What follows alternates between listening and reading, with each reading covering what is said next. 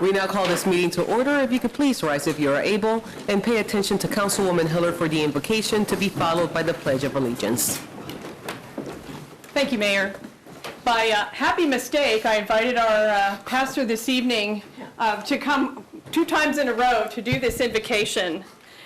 So I will not do a full introduction on him again, but I will introduce to you Pastor Harry Christian from Asbury Mount Olive United Methodist Church at 12th and Buchanan, a church that's rich in history and a place where I know all are welcome, and I'm sure would be welcome during these, has already started holiday services and events, and all would be welcome.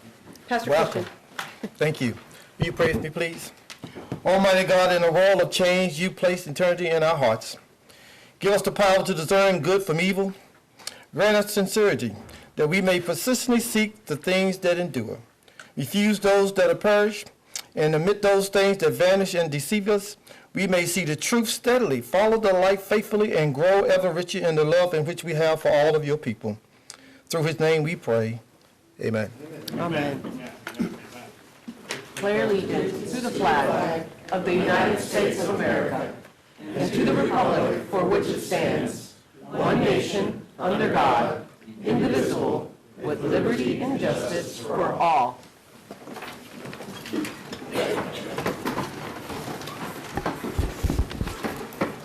We now proceed with a roll call. Mayor De La Isla. Here. Council members Hiller. Here. Clear. Here. Ortiz. Here. Emerson. Here. Padilla. Here. Jensen. Present. Dobler. Here. Cohen. Here. And Lester. Here. We move on to the consent agenda, if the clerk would read.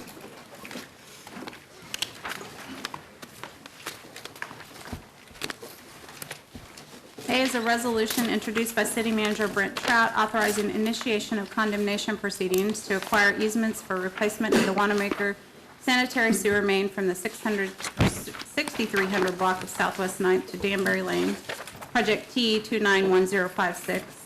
B is an ordinance introduced by City Manager Brent Trout providing for a non-exclusive franchise to American Medical Response to operate an ambulance service within the City of Topeka until December 31, 2020, and replacing the franchise ordinance codified at City Code Appendix B, Article 6, that will expire on December 31, 2019. C are minutes of the regular meeting of December 3, 2019, and there's a list of applications for dance hall applications, and staff is recommending approval. We have heard the consent agenda. What is the pleasure of the body? We have a motion for approval by Councilman Jensen, a second by Councilman Lesser. Questions or comments on the consent agenda? Seeing none, we proceed by voting.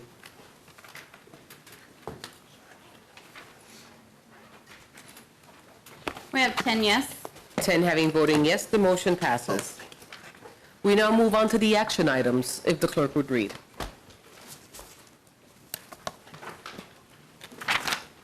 A is approval of a real estate purchase agreement between Kathleen Ann Danker and the City of Topeka in the amount of $80,000. City Manager. Thank you, Mayor. Tonight, we asked the City Council to give us authorization to purchase this property. We discussed this previously in executive session about the need to do so. No condition has changed since the discussion was held. We have negotiated a price, and we feel this is an important purchase for us as we look at protecting and keeping our floodway open in order to have the proper drainage through this particular, for this particular district, or for Ward Creek. We have two individuals signed up for public comment on this issue. So prior to the council having discussion or moving on a vote, I would like to invite to the podium Daniel Danker.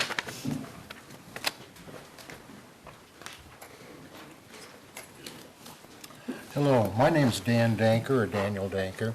I live at 1910 Northwest Grove. It's my old family home. My parents bought it back in the 70s. It's a beautiful little spot, but unfortunately, it's right on the creek. And over the last 15 years, the creek has eroded and eroded and eroded. Couldn't get anybody to do anything. Corps of Engineers didn't have the money. City said Corps of Engineers had to do it. Ultimately, the erosion has now placed the house in jeopardy. The next major rainstorms are going to take out make the house unlivable, basically.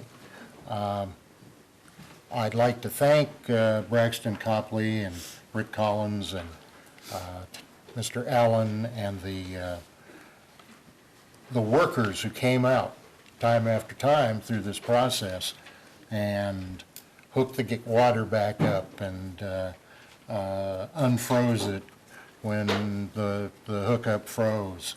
And last year replaced the water meter because the erosion moved the water meter pit.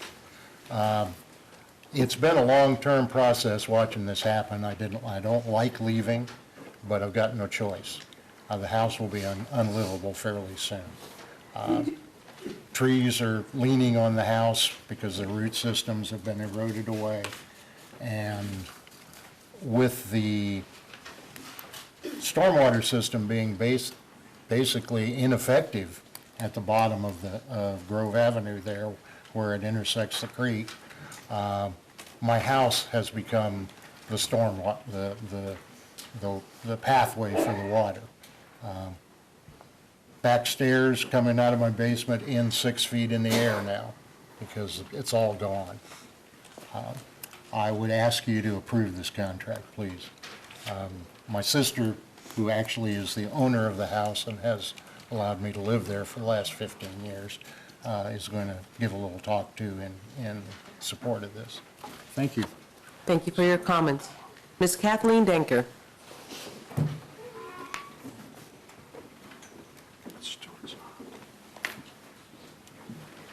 Hello. I'm Kathleen Danker. I own the house at 1910 Northwest Grove Avenue. I inherited it from our parents. They bought it, my father was a professor at Washburn University in the history department, and they bought the house in the early 70s. And it's been, as my brother said, it's been a wonderful place. It's run down because I haven't put any money to fixing it for the past several years because it was obvious that the creek was encroaching on it. And we really couldn't do much about it. We talked to the Corps of Engineers, we talked to the city. Finally, we decided that it was up to us to try to fix up the bank. And we talked to a contractor, and he was going to put riprap and stuff down the creek behind our house, but then he said that he could not get the permits from the city, so he didn't do it. And at that point, I took out flood insurance because I didn't know what else to do. However, so far, the house hasn't gotten to the point where flood insurance would come into effect. What has happened at this point is just that at the south, on the west facing the creek, and also at the corner on the south as well, the land has subsided considerably, and that's what caused problems with the water, and also caused a dislocation of the gas meter, and that had to be fixed and caused the evacuation of the neighborhood at the time. But at any rate, I've been paying on this house, I've been paying my property taxes, and I've been paying paying insurance, although the insurance hasn't, both the flood insurance and regular house insurance. And at this point, I don't quite know what to do. It's obvious the house is not going to survive one way or another. It's either going to go by the creek or it's going to have to be demolished.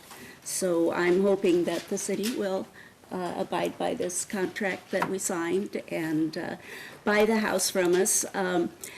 In terms of property tax assessment on the house for property taxes, I think at one point it was up to $89,000, and then more just this last year or so it's gone into the $70,000, but I presume that's because the creek has gotten a lot closer to it.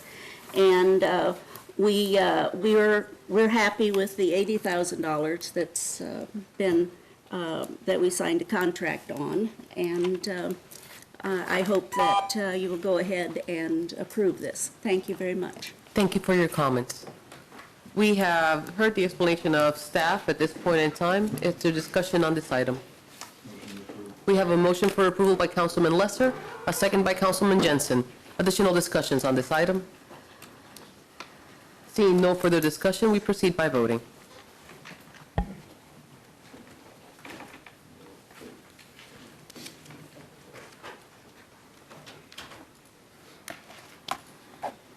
We have 10 yes. 10 having voting yes, the motion passes. We now move on to item B of the agenda, if the clerk would read.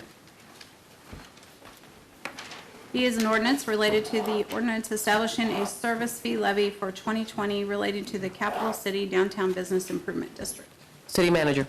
Thank you, Mayor. The ordinance related to the imposition of the fee for the BID is presented for your approval tonight. The BID has made a big impact on the appearance of our downtown area. And so the organization is looking to continue that, and Vince Fry is here to make his report regarding the BID and answer any questions you may have as they look to continue this important funding. Good evening, Mayor and Council. I have presented a digital copy of my annual presentation, but in case you don't have that, here's a printed copy for everybody to pass around. It's always my pleasure to come before you and give you an annual report on the Business Improvement District and what's been accomplished. I always like to give a little history of the BID. It was established in 1986 by the city to provide services that normally the city is not able to provide throughout the entire city. In 1995, the city decided they didn't have the resources or the staffing to continue those services, and they approached DTI to see if we would be the administrators of the district. So we have been doing it now since 1995, 25 years. The Board of Advisors that oversees the district provides you with an annual list of services that would be provided, as well as a budget. The mayor appoints those members of the advisory board. You approve them. We have several of those members of the advisory board in the audience tonight, if they'd stand. Wow, great turnout. Thank you very much. They put in a lot of time and effort in coming up with what they think is best for the downtown and helping us administer and provide those services. So obviously every year we maintain, we promote, we recruit, and we administer the district. I think the presentation pretty well gives you an idea of all the things that happened. We're very involved in all of the events that take place downtown, parades, events. Many organizations are wanting to come downtown to do their events, and it's allowing us even more opportunities to show off our downtown. Thousands of people come downtown for the events and in support of the businesses in the district. So as far as any increases in the assessed values that we're suggesting, nothing has changed from last year. The only difference is we are asking to add a small strip from First Street to Crane, from Kansas to the alley between Jackson and Kansas. And the reason we're doing that is because we've given grants through the Downtown Grant Program over the years that have developed that entire block into primarily residential. And those people agreed that they would be taken into the district if grants were provided. So other than that, nothing has changed as far as the funding, and so I'd be glad to answer any questions you might have. There's nobody signed up for public comment on this item, so if the body has any questions, this is the time. Councilwoman Hiller, Mayor, no questions, but I would move to approve. we have a motion for approval. Do we have a second for the sake of discussion? Councilman Jensen seconds. Councilwoman Ortiz. Thank you. I just have a quick comment. Nice little article on Mr. Cervantes. He does a wonderful job of keeping our downtown clean. And I was thrilled to see him get the little go-kart thingy that he rides all around. But he does a wonderful job. When you go to other people's downtown, that's what you look at, it is if it's clean, and he takes so much pride in it. He really does, and he's there early every morning and works at least 6 days a week, and he's there on Sundays if there's a big event on Saturdays, so very involved. Additional comments or questions on this item? Seeing none, we have a motion and a second. We proceed by voting.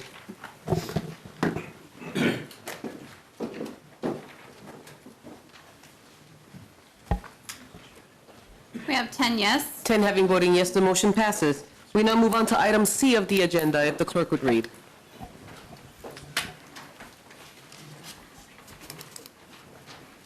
C is an ordinance introduced by City Manager Brent Trout, amending City of Topeka Code Section 3.65.035, establishing a service fee levy for 2020 relating to the Topeka Tourism Business Improvement District and specifically repealing said original section. City Manager. Thank you, Mayor. We look tonight to consider the continuation of the Topeka Business Improvement District, Tourism Business Improvement District, and Kurt Young is here to give you a report and answer questions. Thank you, council members and Madam Mayor. I stand before you tonight in the second year of our Tourism Business Improvement District, and I think that if you drive down Kansas Avenue, you'll see the product of at least the efforts that we've put into providing that money and funding for the foundation to build that plaza. This is the second year. I'm not going to belabor any necessarily the history of how we got here. I can report that in 2019, the advisory board made one significant change in terms of the funding and how it can be used by the foundation. The first year, it was to be used strictly to defray the cost of the architectural services. In 2019, we expanded that to continue to pay for the architectural services as well as starting to set aside money for operations of the plaza and FF&E and other needs related to the plaza. So when I wrote this and sent it to the city clerk to get it on file, at that point in time, since the inception of the T-bid, we had provided $586,850.80 to the Downtown Topeka Foundation for the design and construction of the plaza. I went and picked up the December check today from our treasurer, and I can report tonight that through the first 2 years, 2018 and 2019, of the T-bid, we now have provided $613,113.42 to the Downtown Topeka Foundation for the plaza. Just a further status report: the loan to VTI was paid off through 2018 and early 2019. We continue to work with City Finance Office, keeping the list of hotel ownership and contact information current, so they have current information all of the time to work with. One of the key things that we did this year in 2019 early on was to retain the services of BT & Co. and provided them a copy of all of the documentation that we went through at the city level to establish the T-bid, the resolutions, various paperwork that got us to that point, and provided that to them. They went through our accounting procedures for handling all of the T-bid revenues and prepared an AUP, an agreed upon procedures document, that now is the fundamental backbone of how all of that money is handled and distributed. So that's just a step that we've taken to ensure that we're in compliance with the resolution that established the T-bid in March of 2017. We continue to maintain a presence on the Downtown Topeka Foundation Board of Directors. We're actively involved in the continuing to be actively involved in the construction process. We're pretty much beyond the design point at this stage. Some of you have availed yourself of the opportunity to come over, contact me, and let me give you a tour of the facility. I'd be more than happy to continue that for anybody that wants to. And just to kind of put it in perspective, Thanksgiving weekend, at our daughter and son-in-law's place for Thanksgiving weekend, and I was sitting there and it suddenly just kind of dawned on me that we were only 60 days away, basically, from being complete with construction. And now, obviously, we're even closer. But expectation is that we'll finish construction, have possession of the facilities somewhere around the 1st of February. As you all know, we have retained the services of Spectra Management to manage the facility. John Knight is on board and doing a fantastic job of diving in to establishing all of the procedures and everything that he'll need to really turn that into a dynamic venue. So other than that, I really don't have anything else to update you on. I think it's pretty visible out there what's being accomplished, and I'll stand for any questions. Do we have any questions for Mr. Young? Councilwoman Heller. Thank you, Mayor. No questions, but I just want to give some kudos across your shoulder to Vince. I mean, the Downtown Topeka Inc. and the DTI board set a tremendous role model for all of us for how a nonprofit partner could step forward and manage a district and do it well. And with the city doing what they could do and the downtown doing what they could do best. You've taken it to the next level. I mean, the credit to you and the hoteliers. For those who don't know, taking a mission that really was tourism and convention oriented and partnering, coming out of Visit Topeka, a nonprofit that does good things, and then partnering with Downtown Topeka as well, assessing yourselves that money and putting that fund together so that we really could count on that public-private investment in downtown and then the plaza taking off. And just kudos. I think, thank you. I think you're going to be pleasantly surprised, and I'm excited as I visit with John every day. He and our offices are about 20 feet apart, and to see and hear the things that he's coming up with and getting on board, I think this is going to be something that Topeka can really be proud of. And I will tell you that the hoteliers continue to be very excited about it. We are really looking at this as an opportunity to increase the travel and tourism to Topeka. And the success of that will be in how much more revenue we can generate at $1 a night as the occupancy goes up. So, thank you. There's no other Additional questions? With that, I would move to approve. We have a motion for approval. We have a second. Motion by Councilwoman Hiller and second by Councilman Jensen. Do we have additional comments or questions? Councilman Jensen. I just want to commend you for the work you and your team have done and encourage you to keep it going. Thank you. Thank you very much. Seeing no additional comments or questions at this point in time, we proceed by voting.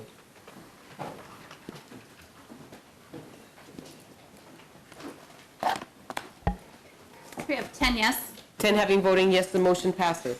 We now move on to item D, if the clerk would read. I'm sorry, we had 9 yes. Oh, 9 having voting yes, Ms. Claire did not vote. the motion passed. You thought you did? You So didn't vote.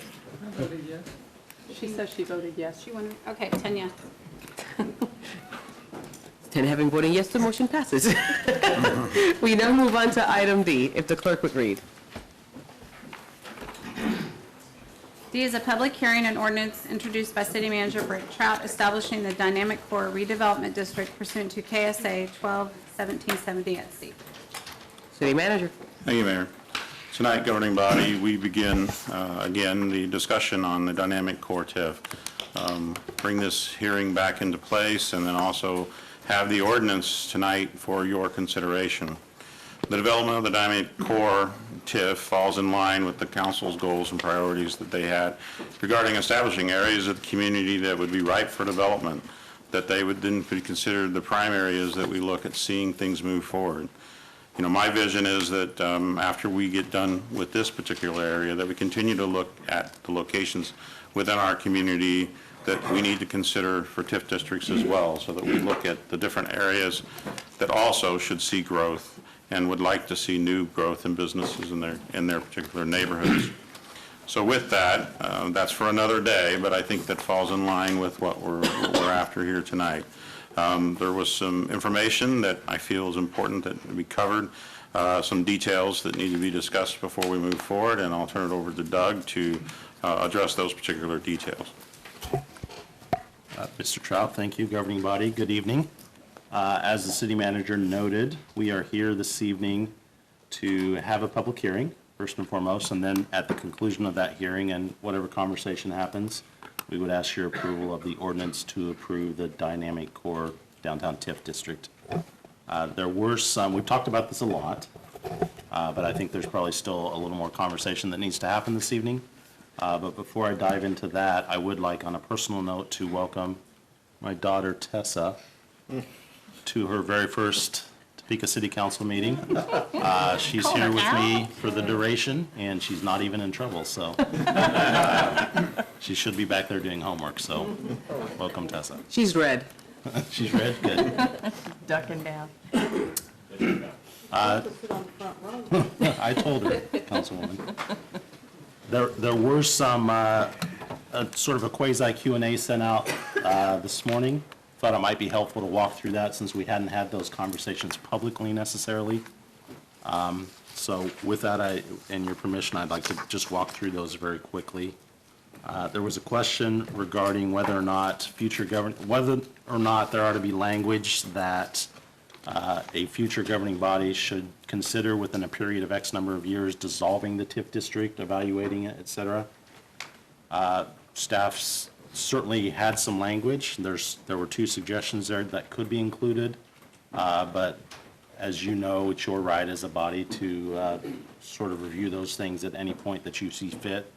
So you could certainly include that language, or any future body could reserve that right to themselves without it being explicit. There was a question about essentially whose district is this, considering it's been a bit of an unusual process and something outside of how we typically approach things.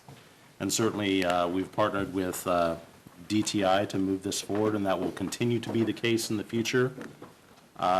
But I want to make sure that we're clear that statutorily and by our policies and procedures, this is a city district, and we will be responsible for making sure that it gets managed appropriately. It goes without saying, though, that we'll continue to partner with DTI and Curtis and Vince and the folks over there. So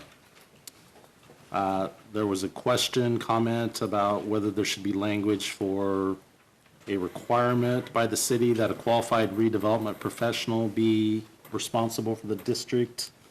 Again, we feel comfortable with not only staff, but if you didn't feel comfortable with staff, we certainly have outside expertise in our financial advisor and our bond counsel to make sure that things get managed appropriately. As I think I've shared with this body, myself, Curtis, others have had numerous conversations with our FA and our bond counsel, and many times the question would be met with a, never thought about that one before. So there's just been a lot of that as we've kind of tried to work our way through this process. There was some question about what, if anything, opt-out language should say. And there was even some email traffic as late as this afternoon about this particular provision. Again, I'll be obvious here that any governing body can insert any language that they want into the ordinance. It is our belief that governing bodies have statutory authority already to opt properties out of a TIF district. But to be clear, that statutory authority is permissive. In other words, the statute says a governing body may remove a property from a TIF district by adoption of an ordinance. So it doesn't say shall, it just says may. So that gives you or any future body the right to do that. We talked through what would happen if you made that directive language and put into the ordinance something like governing body shall approve any request for opting out of the district by ordinance. You know, again, that can go any direction you're comfortable with. I think there may be some unintended consequences with that. And we can certainly talk through those if you want, but we also have some language that we could suggest if that's a direction that the body wants to proceed this evening. There was a question about whether the legal description synced up with the map, and I think the short answer is yes-ish. But to be clear, you know, the legal description is what it is. That is the document that defines the boundaries of the district. The map is meant to be illustrative and to give this group and anybody in the audience or anyone who looks at it a general idea of what the boundaries are. But if there were ever a question about what the boundaries in fact were, we would not pull out the map. We would hire someone smarter than us to look at the legal description and say this property is in or this property is not in fact in. The legal description in this case was prepared by Bartlett and West, and I have every confidence that it was prepared the way it was supposed to have been done. Then finally, there was a question about a redevelopment plan, and I think that was probably just a case of some confusion about language. There's what's called a district plan and what's called a redevelopment plan, and we're not at the place yet where we need a redevelopment plan. That comes with the introduction of a project into the district. So with that, I will stop. I've, as usual, thrown a lot out there, and I'll stop and answer any questions you might have. And again, as usual, we have our partners in the audience to talk through any questions that they might have.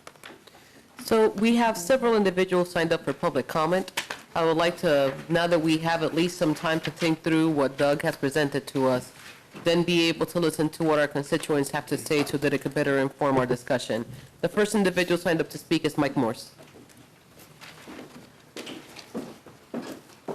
As you can see on my notes I brought, good evening.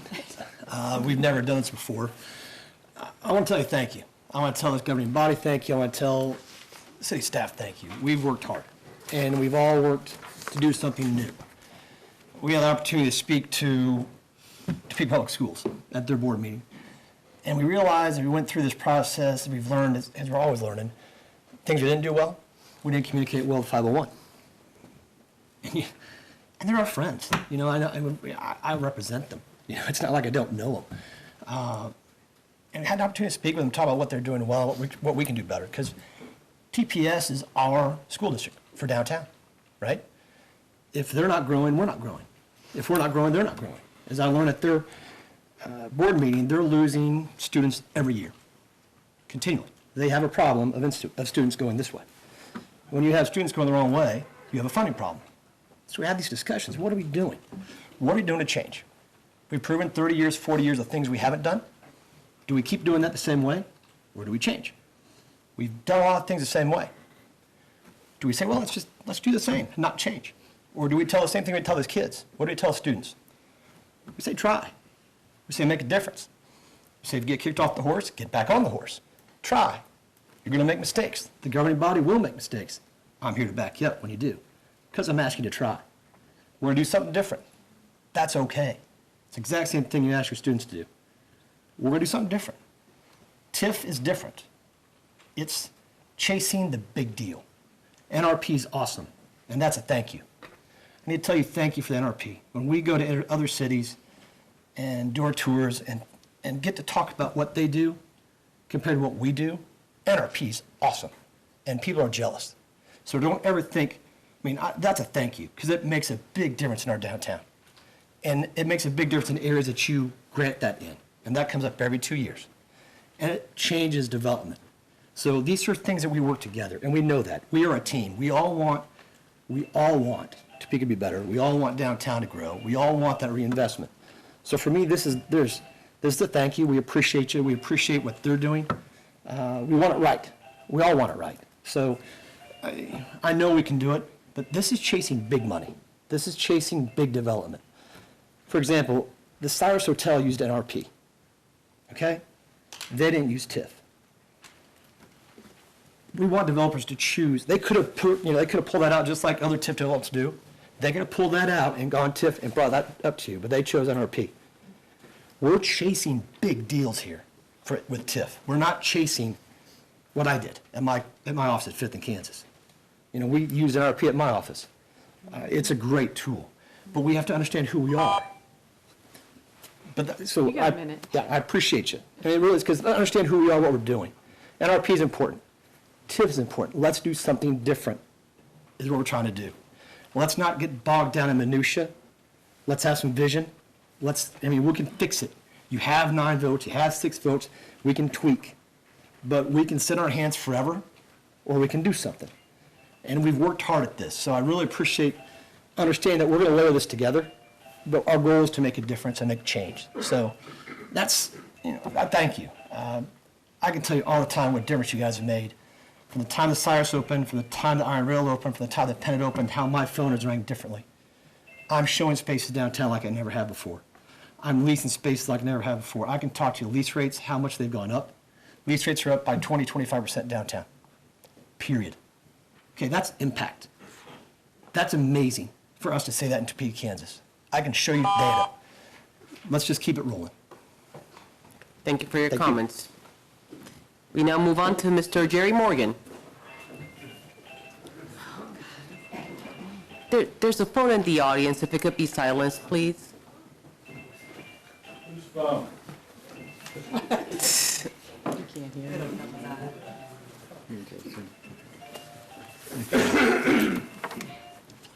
Thank you very much. Hello. Well, I didn't think I'd ever be down here again, but I heard the word TIF being used. And I didn't come down here to change your vote. I didn't come here to change it yes or no, but I came here to tell you TIF is a very evil process. So I want you to know that. I think there's a storm brewing when TIF was mentioned, and I wanted to share it with you. I felt like I wouldn't be responsible unless I did. Thank you. Thank you so much for your comments. The next person signed up to speak is Mr. Scott Gales.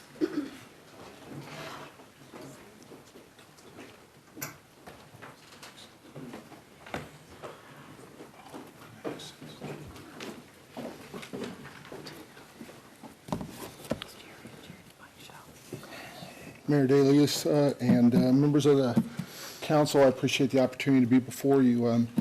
These are exciting times. My name is Scott Gales, and I'm president of Architect One, and had the good fortune of being with a firm that's been in Topeka now for almost 30 years.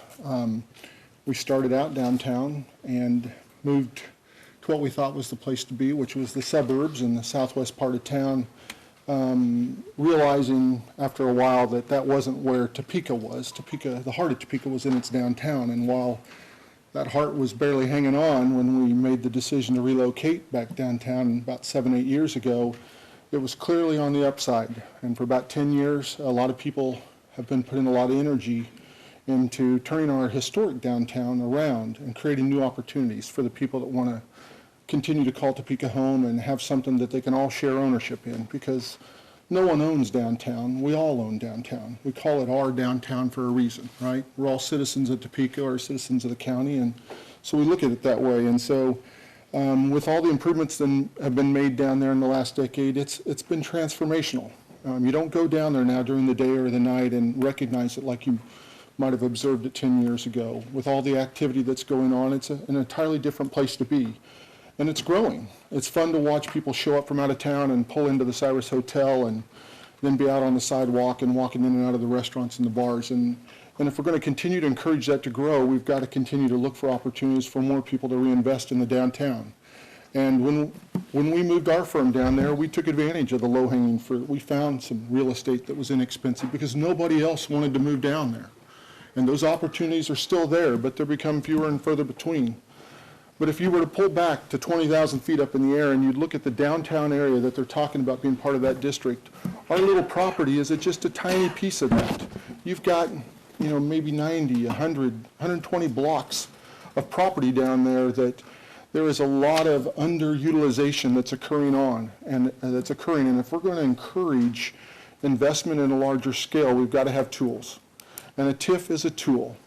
If we overuse it, it can create problems. If we don't take advantage of it, we miss out on opportunities.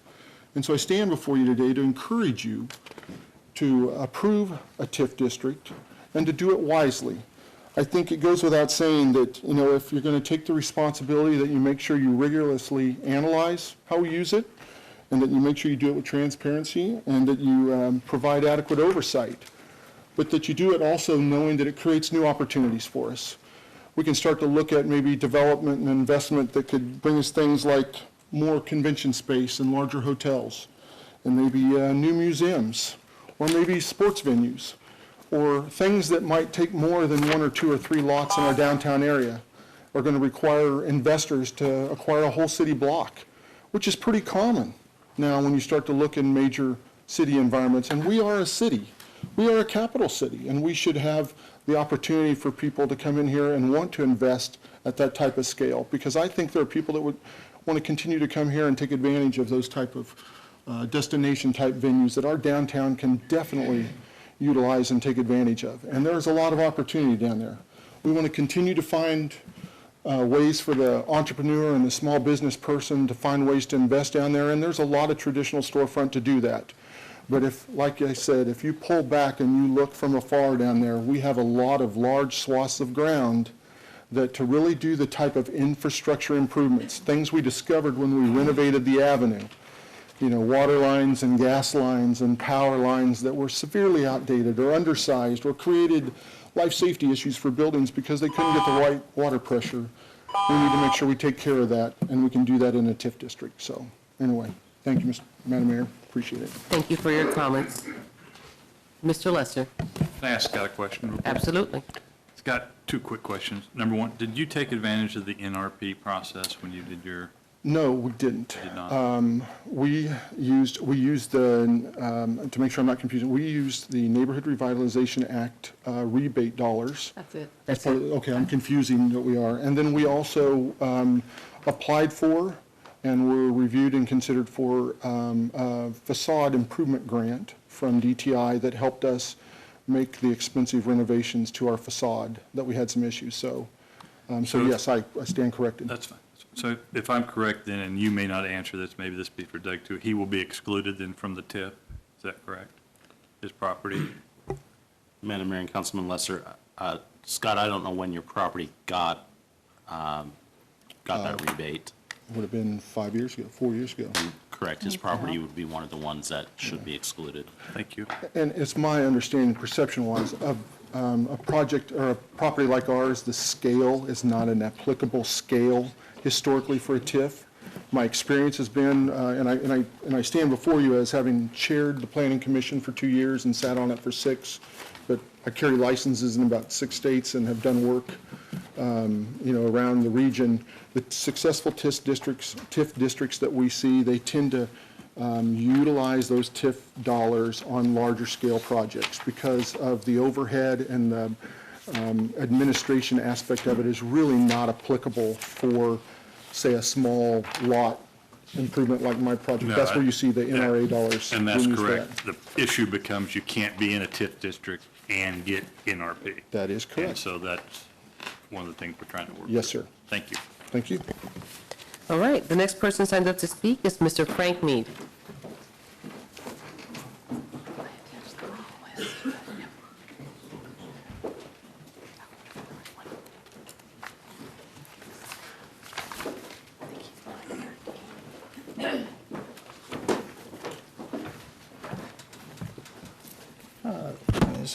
Hello, I'm Frank Mead, and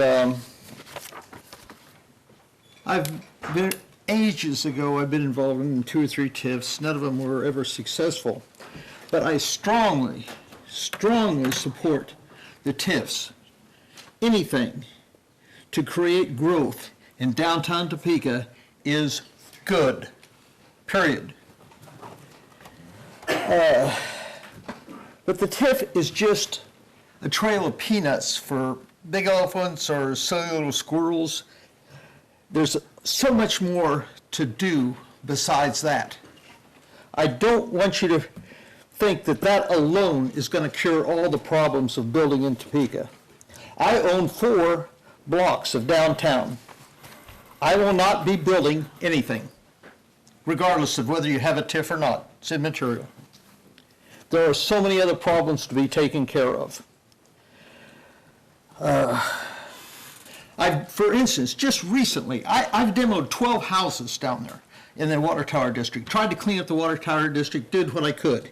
You just passed regulations that make me vulnerable to fees, penalties, and everything else on those houses. No possible way will I be buying a house to demo down there. You passed it, you live with it, I'm not demoing any more houses. The end of that story. We've been trying to build some tin sheds on the east side of Topeka now for 3 years, over 3 years. Every week I run into problems. Every week I'm at meeting with the city on something. Every week something has to be changed. Our costs on that are astronomical. There is no way that property will ever make any money by the time we're done. 20% alone of $1 out of every $5 is nothing but paper. You take the soft costs, that's $1 in $3 it becomes nothing. We add in all the things that we had to put in there that have nothing to do, and we never wanted them, with the project. We're up to every other dollar is thrown away. Only $1 out of every 2 is actually going to be productive. I can't do things like that. That's a total waste of money. Only big elephants and silly squirrels. That's all I can say about it. I just signed permits for Lawrence to do building down there. You've got to fix more than just the TIF. The TIF is needed, but you've got to do a lot more besides that. Thank you. Thank you for your comments, Mr. Mead. The next person signed up to speak is Henry McClure.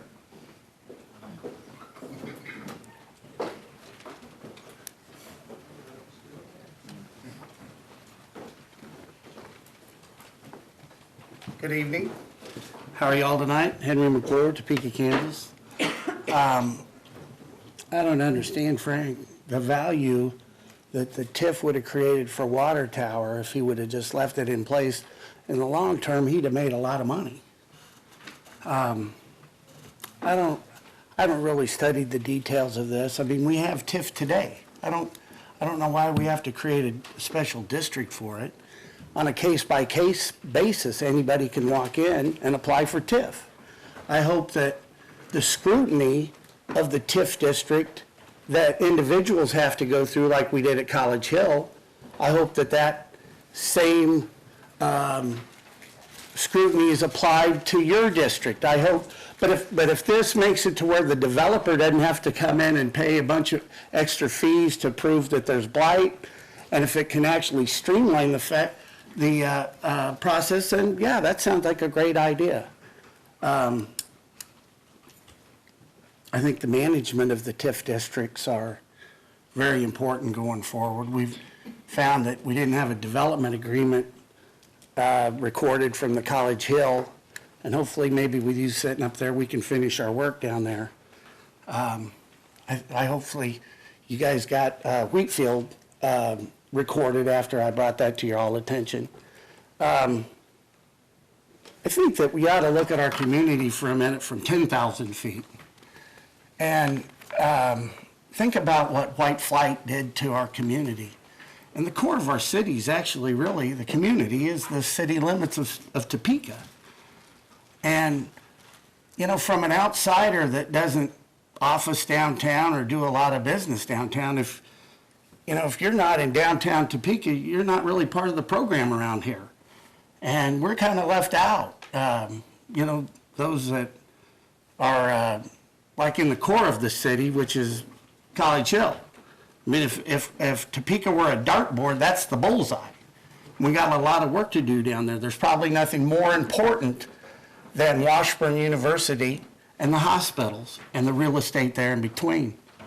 And creating a district down in that area is important. But also, let's talk about White Lakes for a second. You know, White Lakes is falling apart. It's dangerous out there. And while we're out doling out TIF districts, let's look at some other places that we can do it at the same time.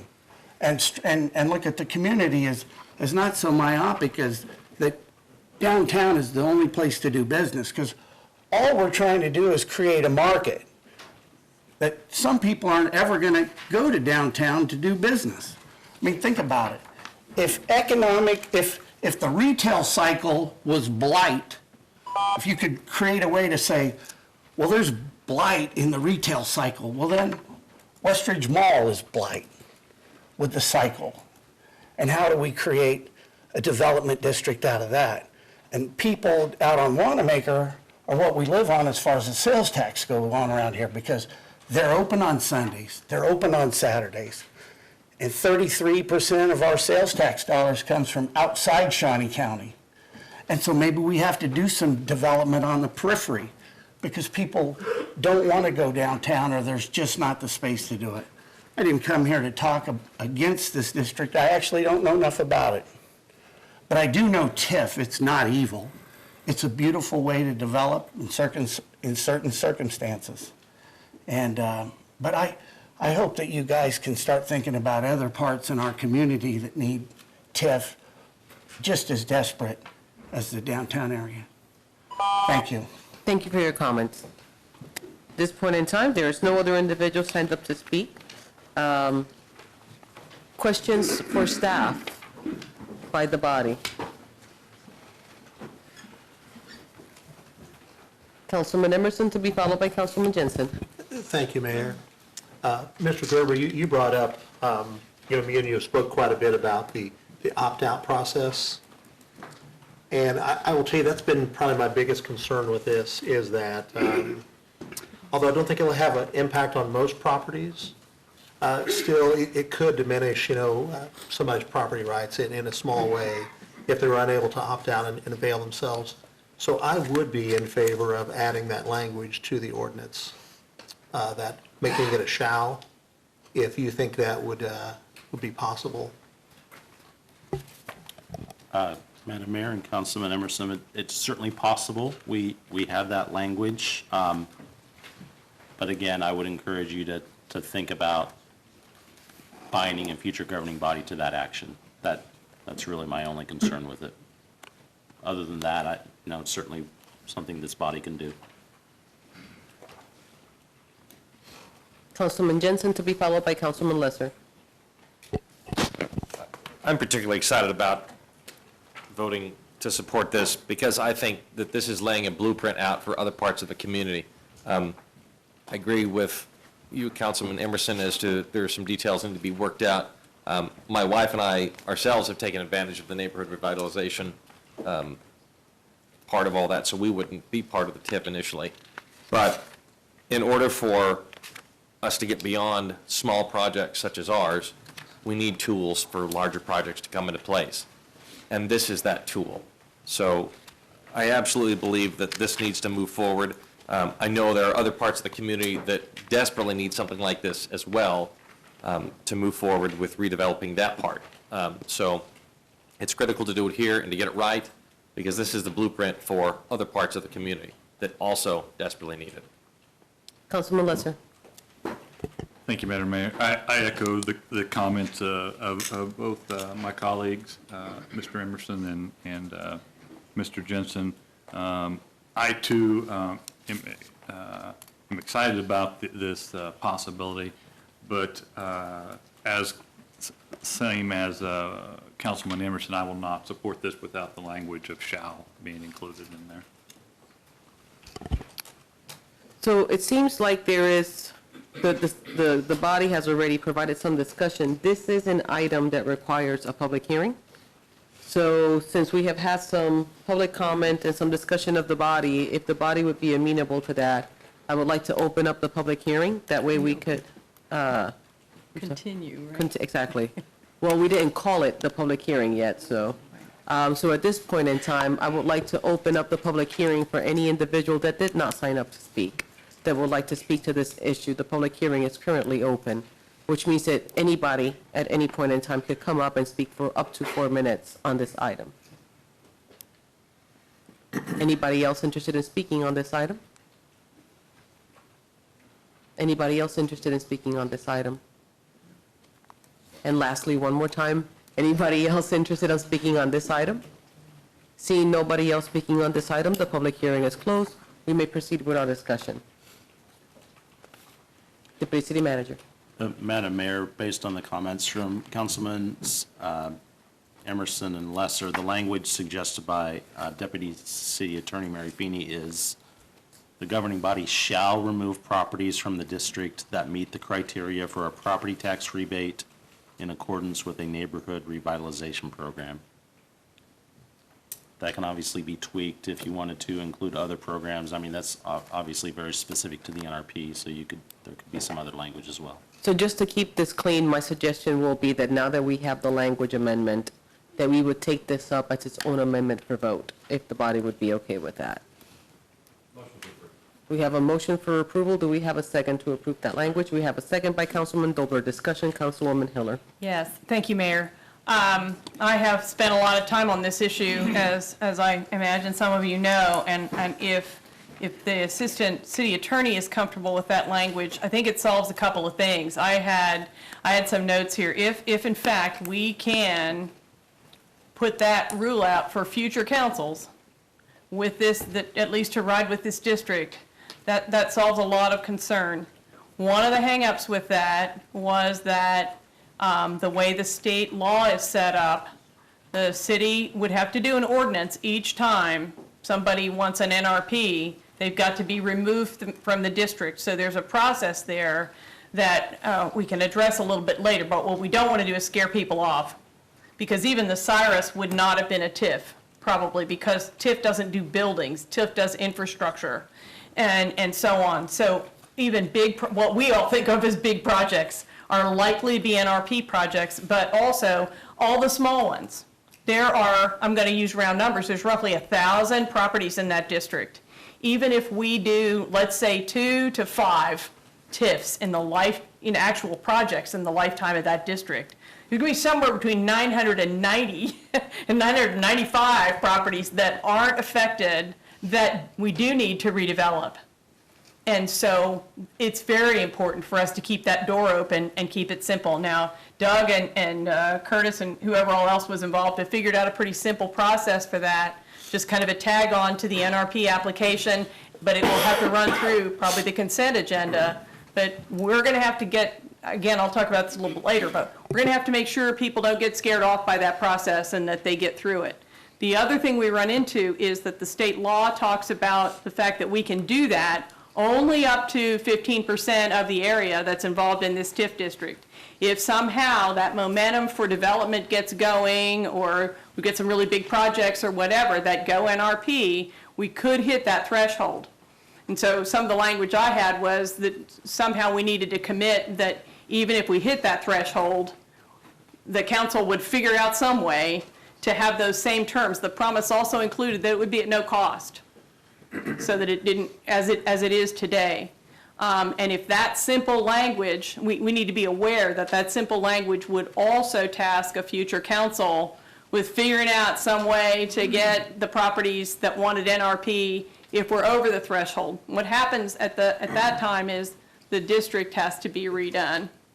But nonetheless, if we're going to guarantee that, and we can do it that simply, I think that's great, but we have to understand that a future council might run into that roadblock, assuming we're really as successful as we hope we'll be. So at this point in time, what we have on the table is the amendment of the language to include the word shall. Additional comments or questions on that specific item? Well, the whole line has to be in there. It's correct, yeah. But just the amendment provided as stated by the Deputy City Manager. Okay, so seeing no additional discussion on that item, we proceed by voting solely on the amendment.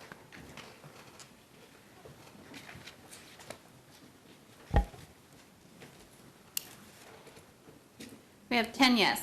10 having voting yes. Now we have on the table the whole TIF district for approval as amended. Motion to approve as amended. We have a motion for approval as amended. Do we have a second for the sake of discussion? Sure. We have a second by Councilman Dobler, Councilwoman Hiller. I have another amendment, if I might. And that one would be regarding the language about dissolving the TIF itself. The way what we're establishing right here would basically go on into perpetuity unless somebody cancels it. There's no way to put a sunset in it, or at least various parties explored that. Part of the idea behind it, and DTI can correct me if I'm wrong, is to encourage development and to get people to the table soon. Also, some of the concern that people in the district had, as well as the school board and so on, was, is this going to go on forever? How would this be? So part of what we've talked about along the way is we can't tell a future governing body what to do. We can't sunset that district, but we can put a message in that ordinance that tells them that they could choose to dissolve it at any time, and make a recommendation that they consider it at 15 years, if that hasn't happened already. I've got the language here. In fact, it's in what you got back. It would say it is understood that future governing bodies could resolve at any time to cease taking applications and hence set the time frame for dissolution of the district as of the expiration of the last of any active TIF projects in the district. It is recommended that a future governing body at least consider this action no later than December 2034, 15 years after the creation of this district. And I would move that amendment. We need a second for the sake of discussion. I'll second. We have a second by Councilman Cohen, Councilman Jensen. So you're saying if there's no active project within the TIF district within 15 years, it would be brought up for that dissolve? It really wouldn't matter. Well, but it does, because if there- there's an active project, they're 20-some years.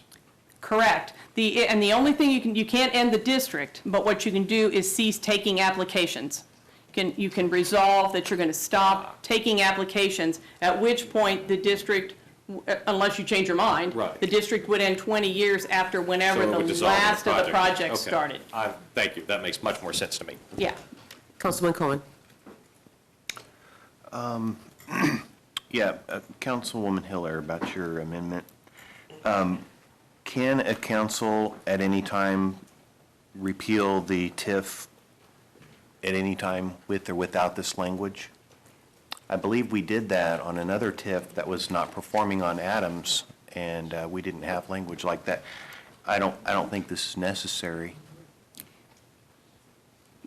That's all I had, Mayor. Thank you. The concern that I had was that example that you gave lingered for a number of years, and the council wasn't sure what to do about it or how to end it. And that happened before on the prior Eastgate one that was farther out east. And so having had the experience with those, again, we can't sunset the district, but at least putting a message in there that says you have the right to do that whenever you want, to stop taking applications. If there weren't any, you could end the district. If you didn't have any live projects, you could end the district. If you have live projects, you've got to start that clock ticking to end it by resolving not to take any more applications.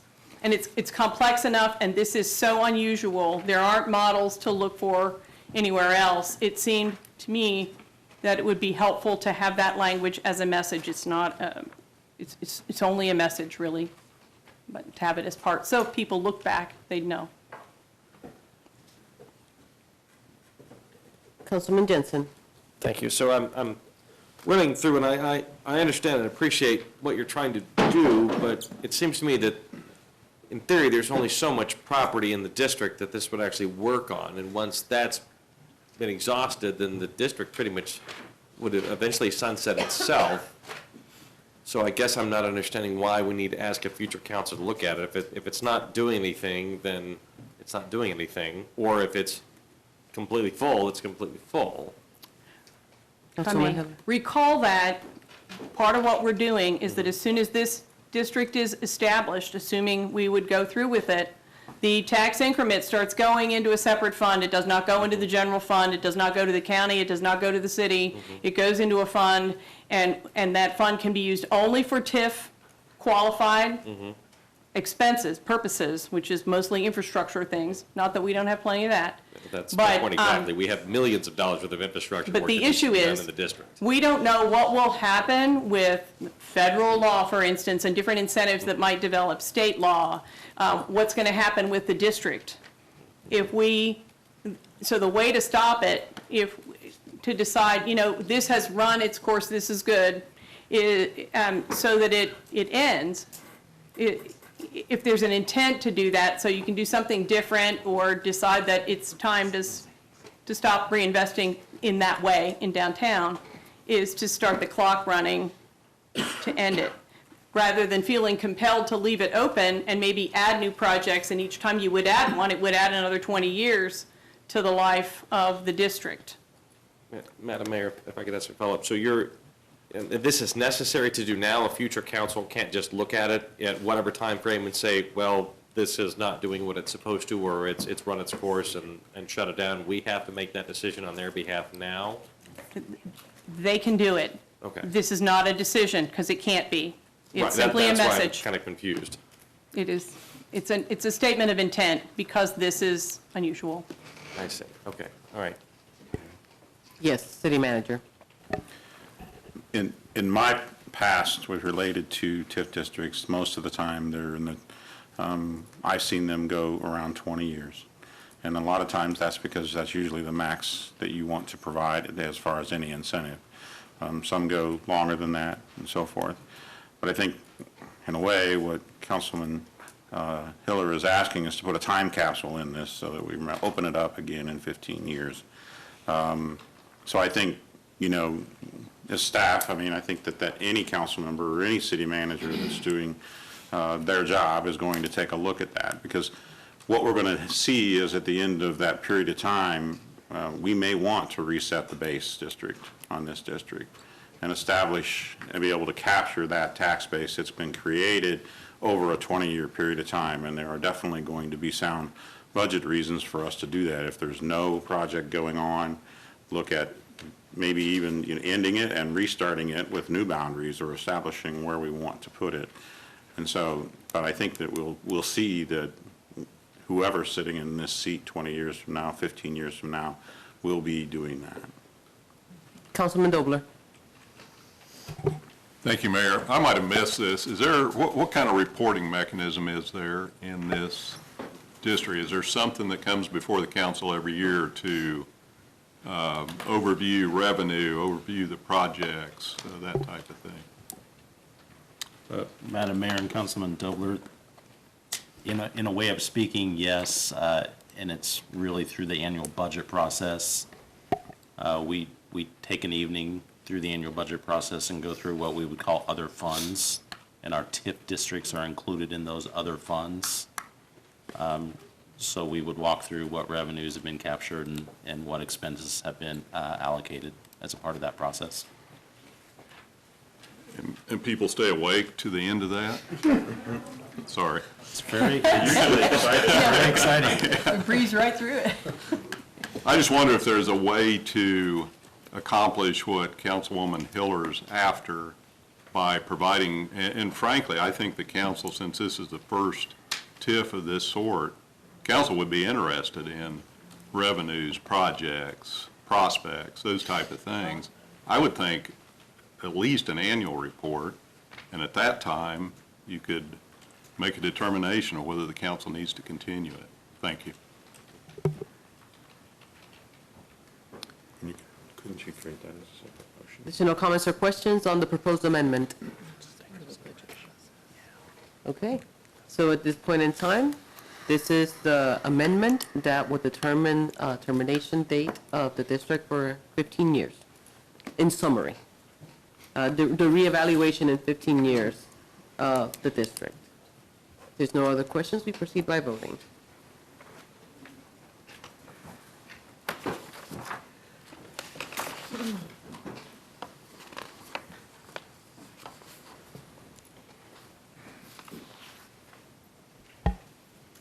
Okay, we have 6 no with council members Claire Jensen, Dobler, Cohen, Lesser, and Mayor De La Isla voting no. So it fails. The motion fails. Additional amendments or comments with regards to the TIF language? Councilwoman Hiller. Thank you. The only other thing I'd like to go through, well, maybe defer to Doug for a moment, because the reversion, when we met with the riverfront, we had 40 people at the riverfront last week, 26 active businesses down there, and they, of course, would be impacted by this. And we had an interesting question come up about what would happen when the NRP projects that are on the list or others that would be pulled out would actually complete their NRP. Would they go back into the district or not? What would happen? And if I can defer. Councilwoman Hiller, when the projects that are currently on the exemption list, I guess, conclude their process, if staff and the body wanted to add those properties back in, it would require a process to be completed. And that process would entail a public hearing and similar to what we've done to establish this district. So that's how statutorily that procedure goes, is you would need to go back through the process to add property. And my understanding, if we can back and forth a little bit, was from your email, was that would mean noticing the whole district, but also resetting the district when I reread it, which means that we probably would not do that. Do we need to, which would mean that once a property was out, it would stay out.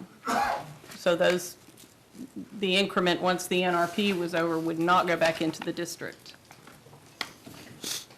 Councilwoman Hiller, I think, I always hate to give this answer because it always sounds like a cop-out, but I think that would be a policy decision for a future governing body. We're talking a lot about future governing bodies tonight, but that would certainly be a policy decision. Just, my 30,000-foot view of that would be that we might want to, as a body, as a staff, wait until there was a number of properties coming off and then do those properties together instead of sort of one-offing them every time a property came off their NRP exemption. Maybe wait till all 59 come off. I think there would be a number of ways you could approach that, but certainly it would require us to go back through that process.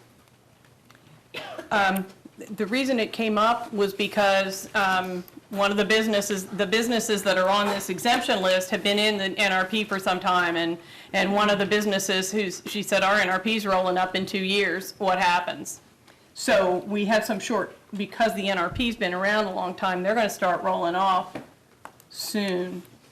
So that drove the question.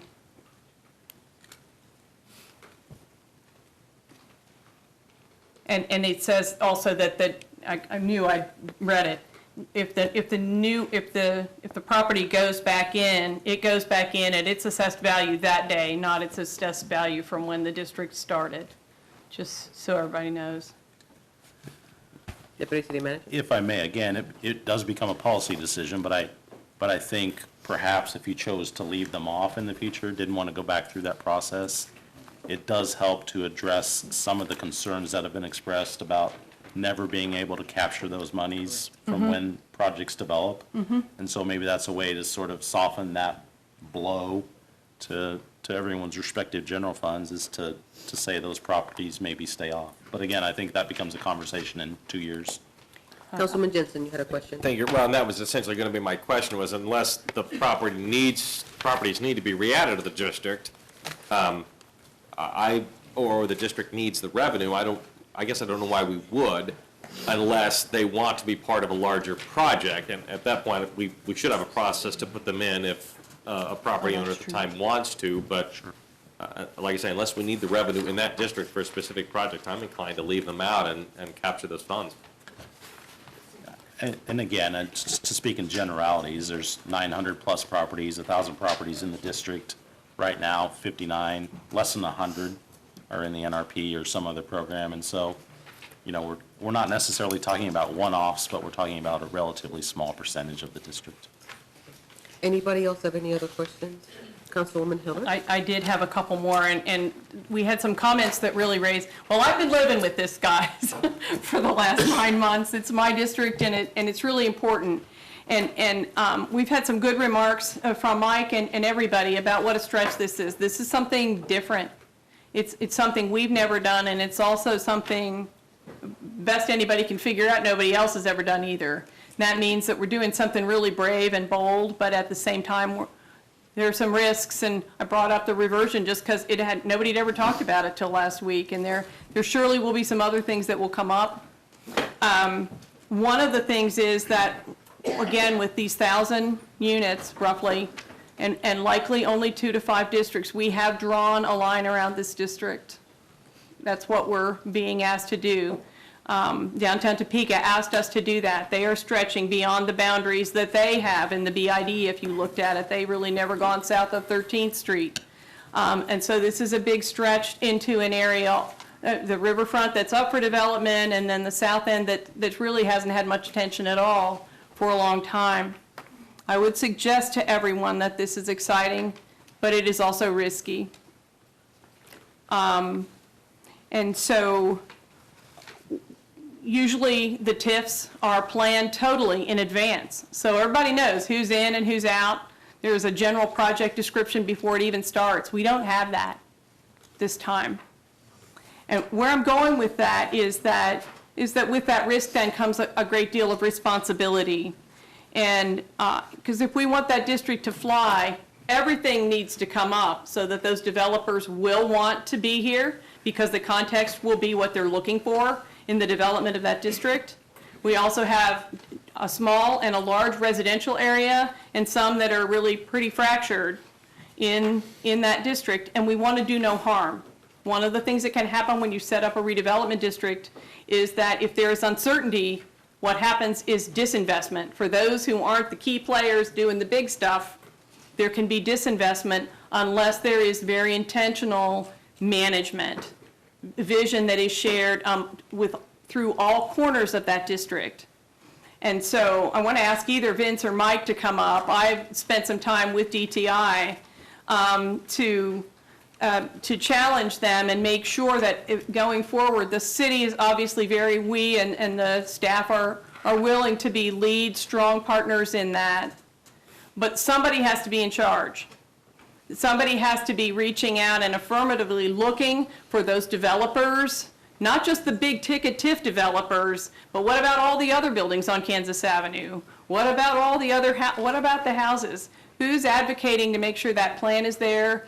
Who is reaching out? And so Vince, if you would come up, I just want to, I feel like this is the bands of marriage or something, but DTI was the applicant. So even though it's the city's district, what does DTI see its role as the lead in this district? We perceive ourselves as providing strategic leadership, yes. And obviously, we have a great deal of input due to the market study that we commissioned. We are working closely with the planning department and Bill Feinder as they prepare a master plan for this entire dynamic core. So we would work very closely with the city, obviously, in providing that leadership. And beyond that, in terms of having professional, if you will, a redevelopment manager, it's new for us. City manager talked about having these other TIF districts as well. We haven't had people that were devoted to redevelopment. Downtown Topeka has been an events organization for a long time, yet Vince and the lead really took the lead as we began to pull together that core downtown of knowing everybody and working with them on what was happening with their neighbors and with their own, and what the possibilities were and what the financing options were. And that was important, and that's what really made the downtown work internally, as well as the partnerships that we had. So really that needs to happen in the whole redevelopment district that's proposed, all the way from the river to 17th Street. So I wanted to ask also whether DTI sees itself in that visionary role over that entire district for us. I would have to say yes. The whole purpose of this district, as it's defined, is because we already have an enterprise zone that includes it and an opportunity zone that includes it. It would be very disappointing to eliminate part of that district just to say we're only concerned with 12 to the river. Thank you. I wanted that specifically, Madam Clerk, for the record, because this is new ground and it's important for all of us. We know that we're going to have to step up and work together, and we have those pledges from staff, and I think all of us will see. But just wanted to clarify that, whether we need it or not. Very good, thank you. Thank you, Vince. Councilman Cohen. Thank you, Mayor. Council, you remember that winter work session where we talked about being bold and directing where we would like to see development? And I don't know if you remember that, but I said, you know, we ought to be bold, like suggest maybe downtown south to the Turnpike. You know, have our entrance into downtown be redeveloped or something like that. Then the downtown redevelopment came around. This is what we were talking about, and this is the time. So, thank you. Thank you very much. I don't mean to, oh, yes. Councilman Dobler. Thank you. I think I would like to follow up my comments earlier with a proposed amendment. Is this appropriate time? It sure is. Fantastic. I would like to propose an amendment that requires the city manager to present an annual report no later than December 31st of each year on the status of the downtown TIF, to include at a minimum an overview of revenue, expenses, and current projects. Second. We have a second by Councilman Jensen. Deputy Mayor. But do we not get that report during the budget time? Deputy Mayor, we do provide some information related to that. And I think it covers a lot of these things, but, I mean, his motion is very clear as to what he's asking for it to be presented. It would be similar information that we would already likely provide. He's just making it specific related to this particular district. Okay, if there's no other questions, we would vote on the reporting amendment. We will vote on the reporting amendment. Mr. Dobler. Yeah. The Dobler. The Dobler. Oh. Soon we're going to vote. Sounds like a nice drink. The Dobler. And, It's not lemon. Oh, no. Mr. Henderson, Antonio. I was born ready. Oh. Trojan Dobler. We're in rare form tonight. We have 9 yes, Ms. Claire voting no. 9 having voting yes, the motion passes. At this time, we have a very well amended and discussed TIF ordinance in front of us. So if there are no other questions or discussions, I think, oh, Councilwoman Ortiz. Thank you. Doug, you said this was not in anybody's district. I just don't get that. How, you said there was a question asked, whose district is it in? And I just didn't get that because it's flying all over the place. Madam Mayor, Councilwoman Ortiz, I didn't mean to misspeak. What was asked was who's responsible for the district, Okay. and whose district is it, I think is how I phrased it, and just wanted to reaffirm that statutorily it is a city district. Okay. Because Managed Karen's with our always partners. claiming everything's hers, so we want to make sure that's. I'm trying to make sure it gets assigned to somebody. All right. Your calls come in. So if there's no other amendments, we now proceed by voting.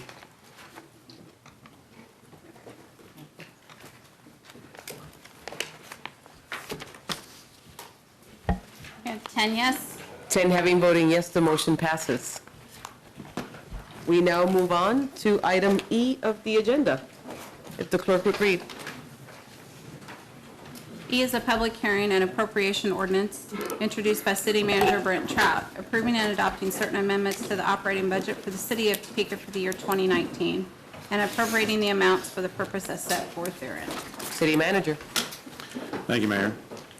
Tonight is a public hearing on the proposed amendments to the 2019 operating budget. We are asking the governing body to approve these amendments. In November, we set the public hearing and outlined the amendments required in 4 separate funds: special alcohol, federal funds exchange, special highway, and information technology. Staff has built these changes into the financial forecast and is ready to answer any questions. But before that, if you have questions for them, I want to make sure and remind you that we are ending the budget year with a balanced budget. I want to thank the finance staff for their diligence in the pursuit of the necessary changes for us to get to a balanced budget by the end of the year. I also want to thank the Deputy City Manager and the Department Directors for their efforts in committing to controlling expenses. The items listed in the documents are changes that we need to make in order to adjust the various funds to account for additional receipts or expenses that were received throughout the year. Staff is available for questions. So we have to open a public hearing at this point in time.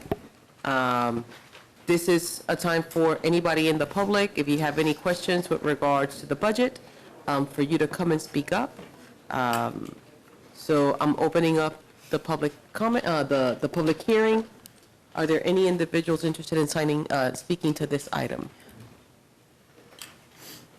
Anybody interested in speaking on this item? Anybody interested in speaking on this item? Seeing none, the public hearing is closed. And for those of you who are watching for the first time, we have to ask 3 times. So, comments and discussions from the body.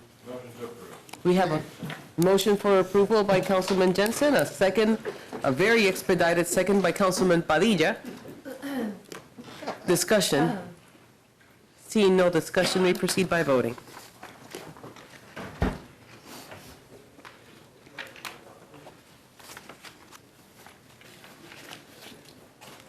We have 10 yes. 10 having voting yes, the motion passes. We now move on to item F, if the clerk would read. F is an ordinance introduced by City Manager Brent Trapp concerning utility rates, amended City of Topeka Code Sections 13.05.020 through 13.05060, and repealing original sections. City Manager. Thank you, Mayor. Governing body, tonight, before we begin our discussion about the proposed increase in utility rates, I want to provide some comments.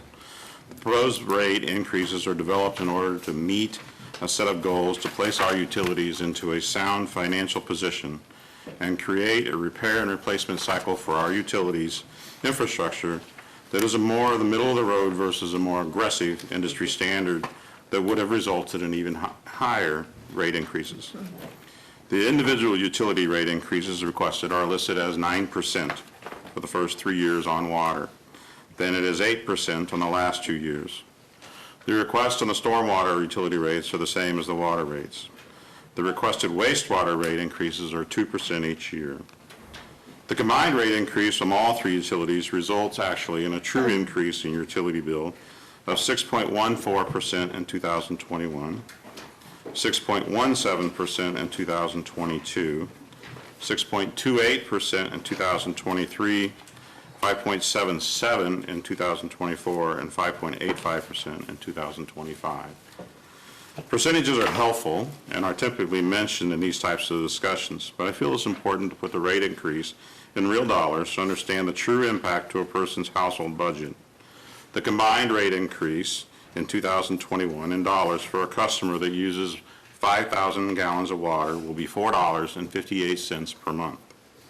Their bill will go from $80.11 in 2020 to $84.69 in 2021. The increases over the years future are subsequently about $5 each year. So we had 4 goals in mind when we introduced this rate model. The first goal was to improve our replacement cycle of our asset classes.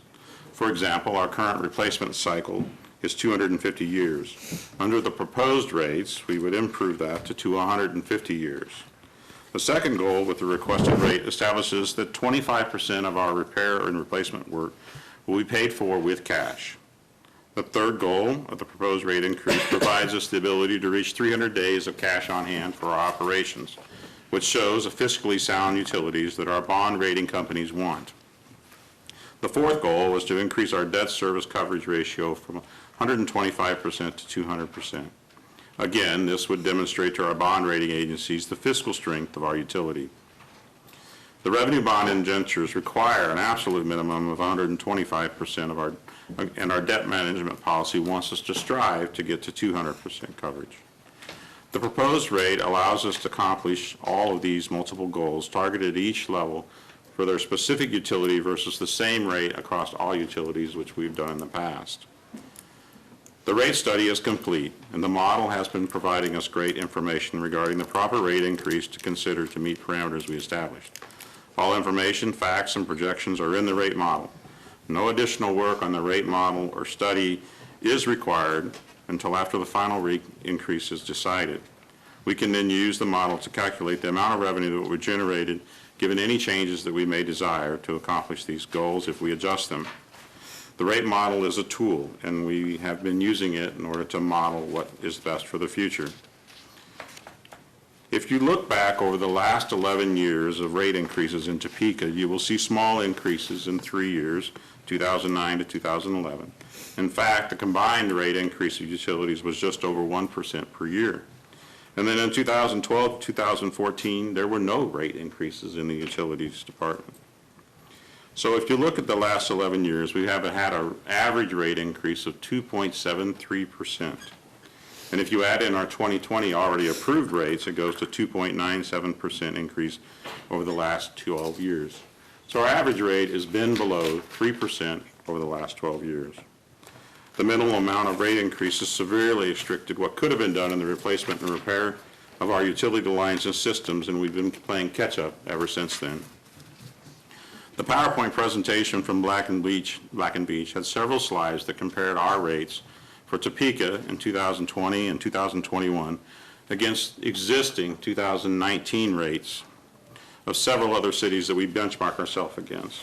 Those slides show that our 2020 rate is towards the bottom of comparable cities, and that even in 2021, our rate increases not only put us in the middle of the comparable cities, but that's not taking into account any future increase they may have. I feel our rates will be very competitive as a factor for people considering living in our city. The same can be said for comparing our utility rates on industries compared to other cities. We are in the middle of our rates in 2000 and 2021 compared to 2019. I believe that Topeka's utility rates will not dissuade any industry from moving to Topeka. The rate increase requested is targeting and providing funds necessary for the repair and replacement of our aging infrastructure. The additional funds provides us the opportunity to work on replacing the water lines that are in a fragile state and fix the water plant infrastructure in order to provide clean drinking water long into the future. We need the funds to allow us to handle the millions of gallons of waste that we receive each year and process in the regulated method required by our city. In addition, the city is required to manage the water that falls from the sky and ensure that we are improving the quality of water that runs across our ground before it gets to our waterways. The bottom line is that these requirements are ongoing and are considered a primary function of our city government to provide for our residents.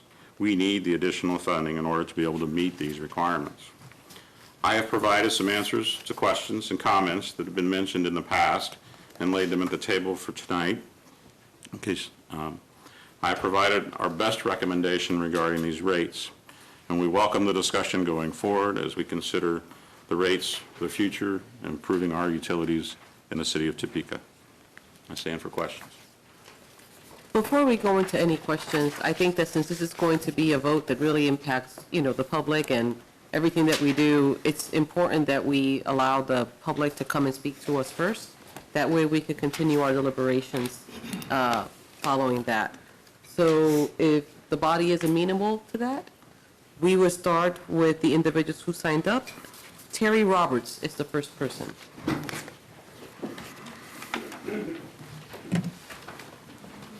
Good evening. My name is Terry Roberts, and I'm the chairperson of the Shawnee County Parks and Rec Advisory Committee, and I am here on their behalf. On our November 20th, and I've given you a written testimony. On November 26th, at our regularly scheduled meeting, we one of our council members had asked the staff for the implications of the rate study on their rates for water in a 5-year projection. And what I have put in here is the table they gave us. They used the 1% instead of the 2%, but because they gave it to us, I wasn't going to change it in today's presentation.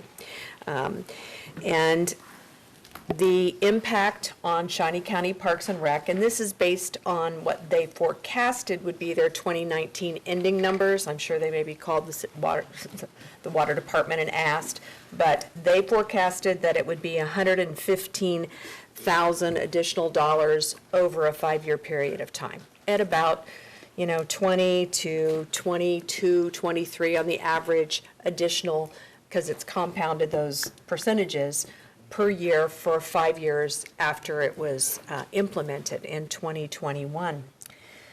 I will say that during the discussion, again, we just had these rates, and we were able to look at the PowerPoint that was on the last city council meeting. And there was some questions and just the dialogue about, well, why isn't the plan for how they're going to do the infrastructure and the water changes and changing the pipes and all of that? That was a pretty it wasn't a robust discussion, but it was, where's the plan? Okay, asking for the money before we could see the plan, that there was a little uncertainty about that. And members of our advisory committee include others from just kind of outside Topeka, Rossville, and other places. So, again, they weren't impacted by it, but there was some discussion about that at our meeting. And they wanted me to share with you what the impact was for our Parks and Rec. So, Thank you so much for your comments. thank you. The next person signed up to speak is Pastor Carl Frazier.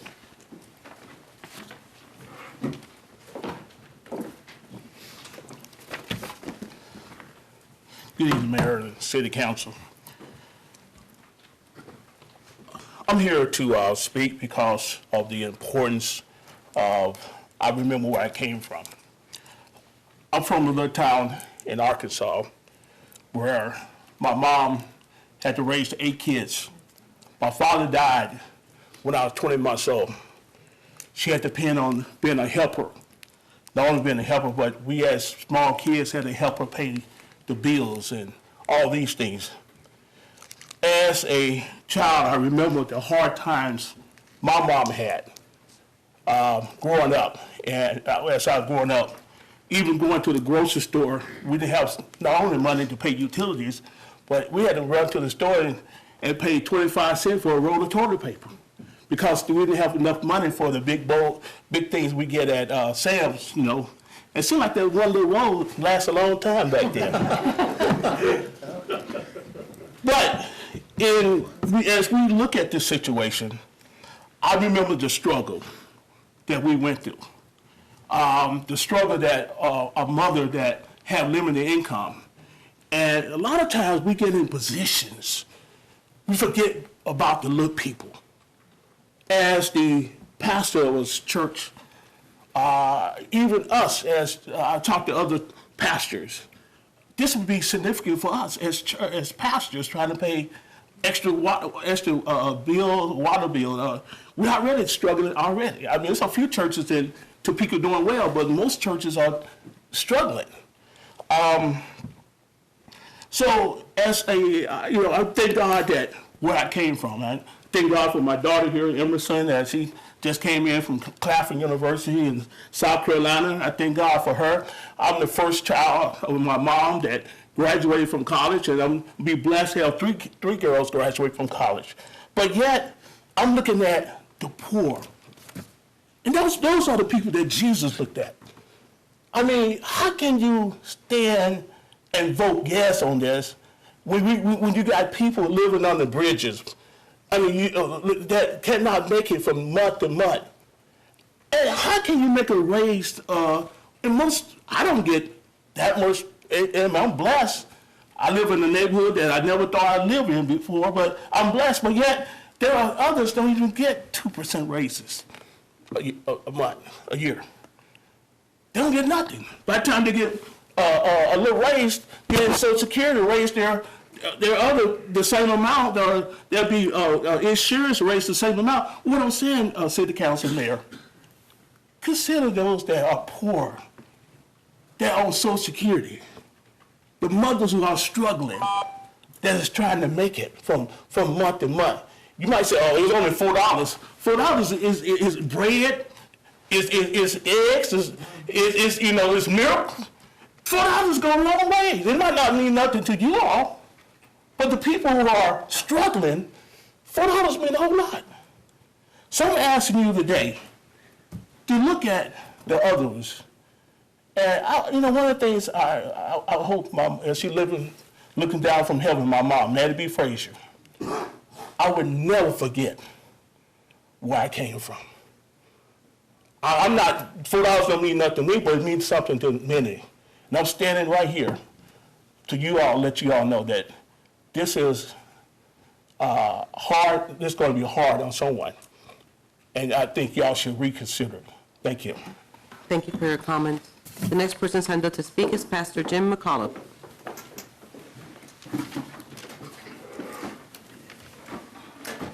Mayor DeLisa and members of the council, I'm glad to be able to be here this evening. I've been a pastor here in Topeka for 30 years. I can't even fathom that hardly myself. I've lived here for 30 years, and I've seen a lot of change happen in our city that I think has been very progressive. And I've heard a lot of that conversation this evening. And I salute each of you for the leadership you've given and for the progressive leadership that's brought about the change that we've seen in our city. I lived here long enough to be able to take note of it. This ordinance feels not progressive to me. It feels regressive. 1 in 8 people in our community are food insecure. Food insecure. That means if the council were a microcosm of our city, about 1.5 of us would be hungry. 20,000 people in our community are living below the poverty line. I would simply ask, and I'll make my comments short, I would simply ask that you take a moment and reflect on this and maybe put it into a committee, get more input from our neighborhood, from our voters, from our community, to see if there are other alternatives. I recognize the needs that we have as far as the infrastructure is concerned, but I would hope that there's a way that we wouldn't have to put what, if my arithmetic is correct, would be a 51% increase in water and utilities over a 5-year period. I don't know if I figured that correctly or not, but that's the way it looks to me when it's compounded. I would simply request that you put this into a committee and do some more research and some more work on it, and maybe find a way that we don't have to put such a burden on people that are already insecure. Thank you. Thank you for your comments. The next person signed up is Ms. Irma Forbes. Irma's not able to make it quite yet. Okay. The next person signed up to speak is Monique McDowell.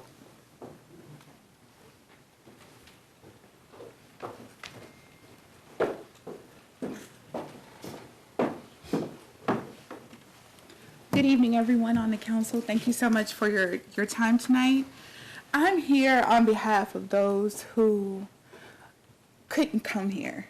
I'm here on behalf of those who have looked at the proposal, who are not able to really put their hand on it, like we've heard from the ministers, like we've heard from even Mr. Frank Mead that was here, Scott, who's with Architecture One. When we look at the infrastructure of Topeka, and as those of us who have come back here and moved here from other markets, we're looking for hope. We're looking to help rebuild and redevelop the city. And so as we look at the infrastructure and what's needed, I've read some of the research out there. I know $4 doesn't sound like much, but it's $4 million and I'm not really sure who actually knows that. It's $4 million that's proposed for each year from 2021 up until 2025, and that's a lot of money, but it's a Band-Aid. It's a Band-Aid over a bigger issue because most people don't really know why we're in this place. And we're in this place because Topeka is in a drought. And I'm not really sure how many people are aware of that, but I think we have to look at the people and look at what can we individually do? How can we help? Maybe the Band-Aid sounds like a great solution of $4 million per year to really help rebuild our failing water systems, that 50 cities within the U.S. are facing that same issue when they're looking at the market research of the increase of 35 cities out of the 50 cities in their water rates. But most cities really don't address, okay, how can we consume less and be able to save more? How can we help empower residents? What type of plan has been put out there before this increase goes into before it's implemented?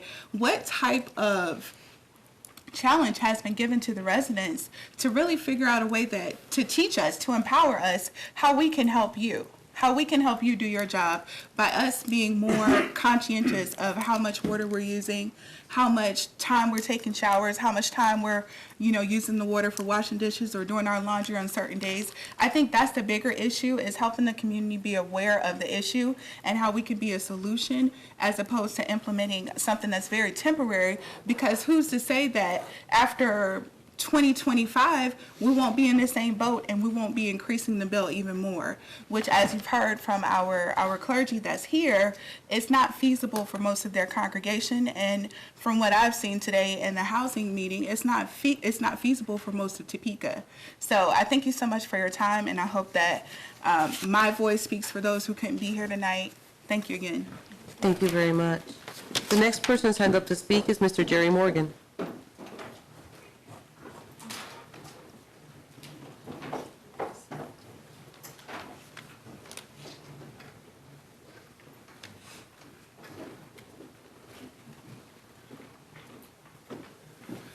Hello. It appears to me no one likes a water increase, but I think our problem is the amount of money that we have in revenue bonds.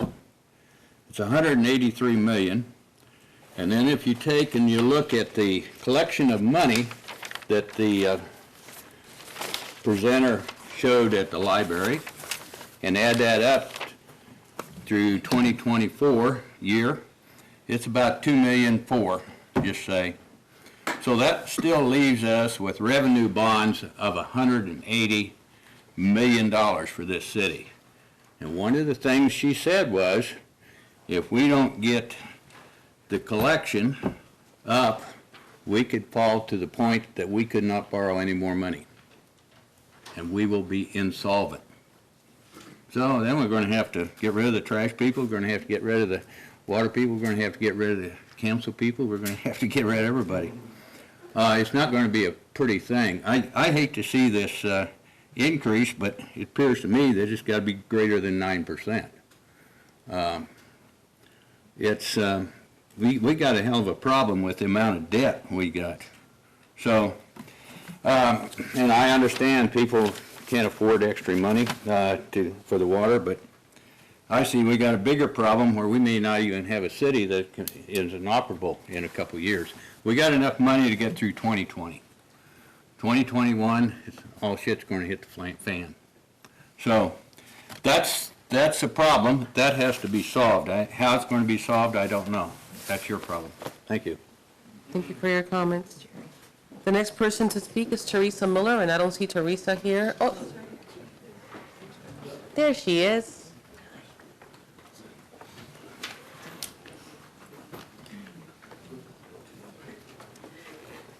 Good evening, everyone. I'm here to hope that you listen. I am one of those people that are on a fixed income. I am struggling right now to pay my water bill because it's over $100 and some for two people. I didn't water much this summer because it rained a lot. So it can't be my water bill for doing the garden and the flowers. So what I'm asking you is, first of all, All I hear is revenue, revenue, revenue.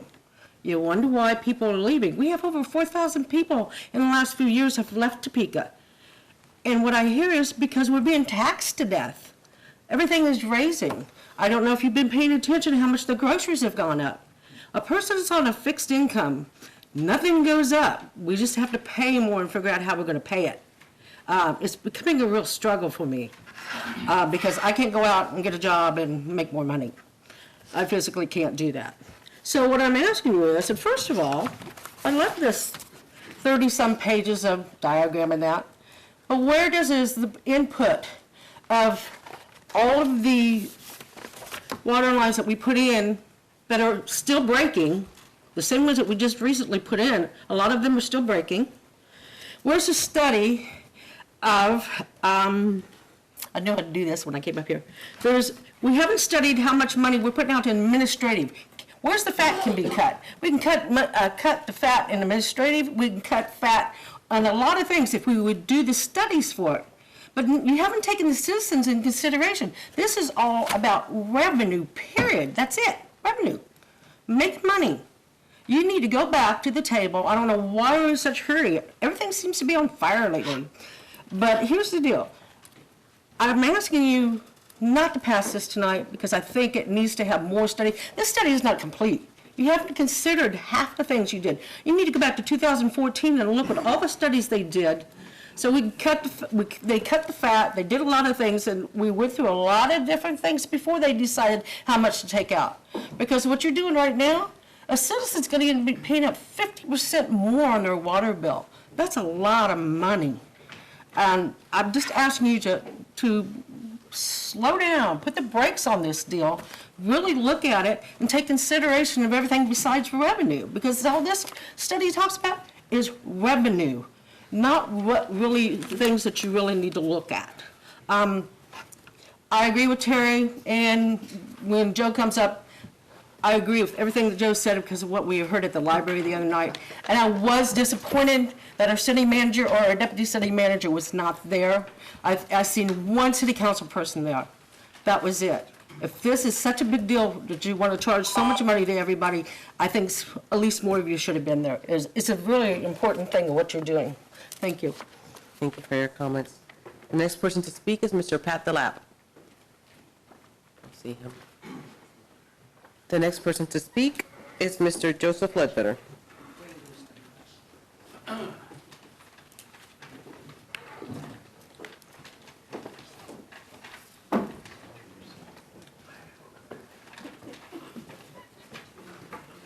Before you start that timer, can I at least put my documents into the record? Thank you. If you don't mind. Would you give one of those to each of the voting members of the body, please? I'm sorry, this came from a Christmas show, and that was more important. A couple grandkids. And it was good. I'm almost done. That into the record, please.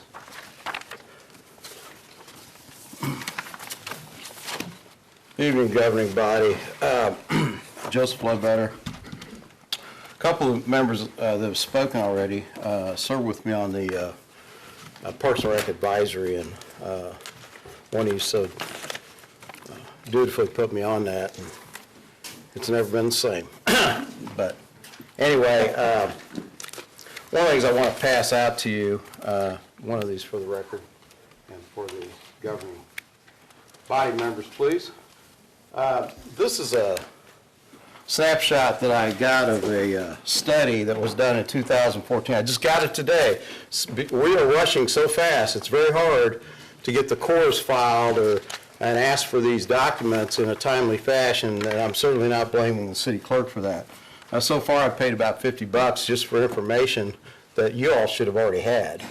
But I'm doing due diligence as a citizen, trying to, number one, slow this freight train down, because there's no need to rush it, especially here at the holidays. It's a year early, And if you look at this earlier study, it was done 3 months before the vote was taken on rate increases. Also, one of the things that was not done in this study, because I talked to the consultant the other night at the library, was affordability. It was not even considered in this study. But it was in the earlier study. They also took, if you look carefully at the second page, they took input from the public. They asked them what they thought before they got on the freight train with the bridge out. They didn't want to do that. And of course, that rate increase was much lower. I am very concerned at what I'm seeing here tonight. I don't think I've ever seen anything like this. Now, I just want to say, these are my comments only. I do have one client that asked me to speak. His name's Fred Sanders. But a lot of this research I did for free. I did it on my own because I am very concerned about this city. And I'm very concerned about what I'm seeing here tonight. I have never, and I'm telling you, I've watched a lot of meetings. I've been involved in a lot of meetings. I don't recall anything of this size, budget buster, being put on the citizens with so little notice, in such a hurry. And to me, it shocks the conscience. It really does. And I really believe in this form of government. And I have worked with all of you at some point. I respect all of you, but I don't respect what we're doing tonight by pushing this on the citizens during the holidays when so many people are trying to do Christmas programs and other things a year early. I've never seen anything like this. I talked to Jack Alexander, who ran the water department years ago, and he said he's got two things that really concern him, and that is, one, that you're doing it a year early without, a lot of public notification or input from the public, and number two, that it was a 5-year. So there's no course adjustments. We've always done these in a 3-year configuration. I don't have time to put everything on the record that I want to put on the record. I respect your ability to do your due diligence tonight and actually tell management, slow this down. There is no reason for this that I can see. No rhyme or reason. I cannot be convinced that there's a good reason to move ahead tonight and pass this. I do think what you should do, this is what I would do if I was on this council, and I'm not, I would ask for this to be put into a committee. I would ask for a date certain for it to come out, probably June 30th of next year. I would want at least 2 to 3 public meetings during the evening where the public can attend. I would want notification. Well, there you go. I'm out of time.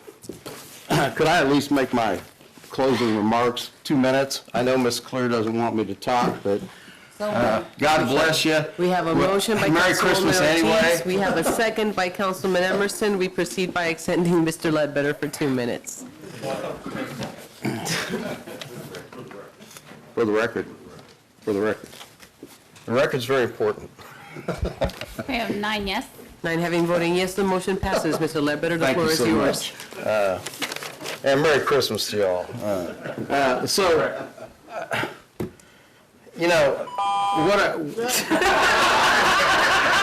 just starting. Oh, okay. Even the timer doesn't want to hear it.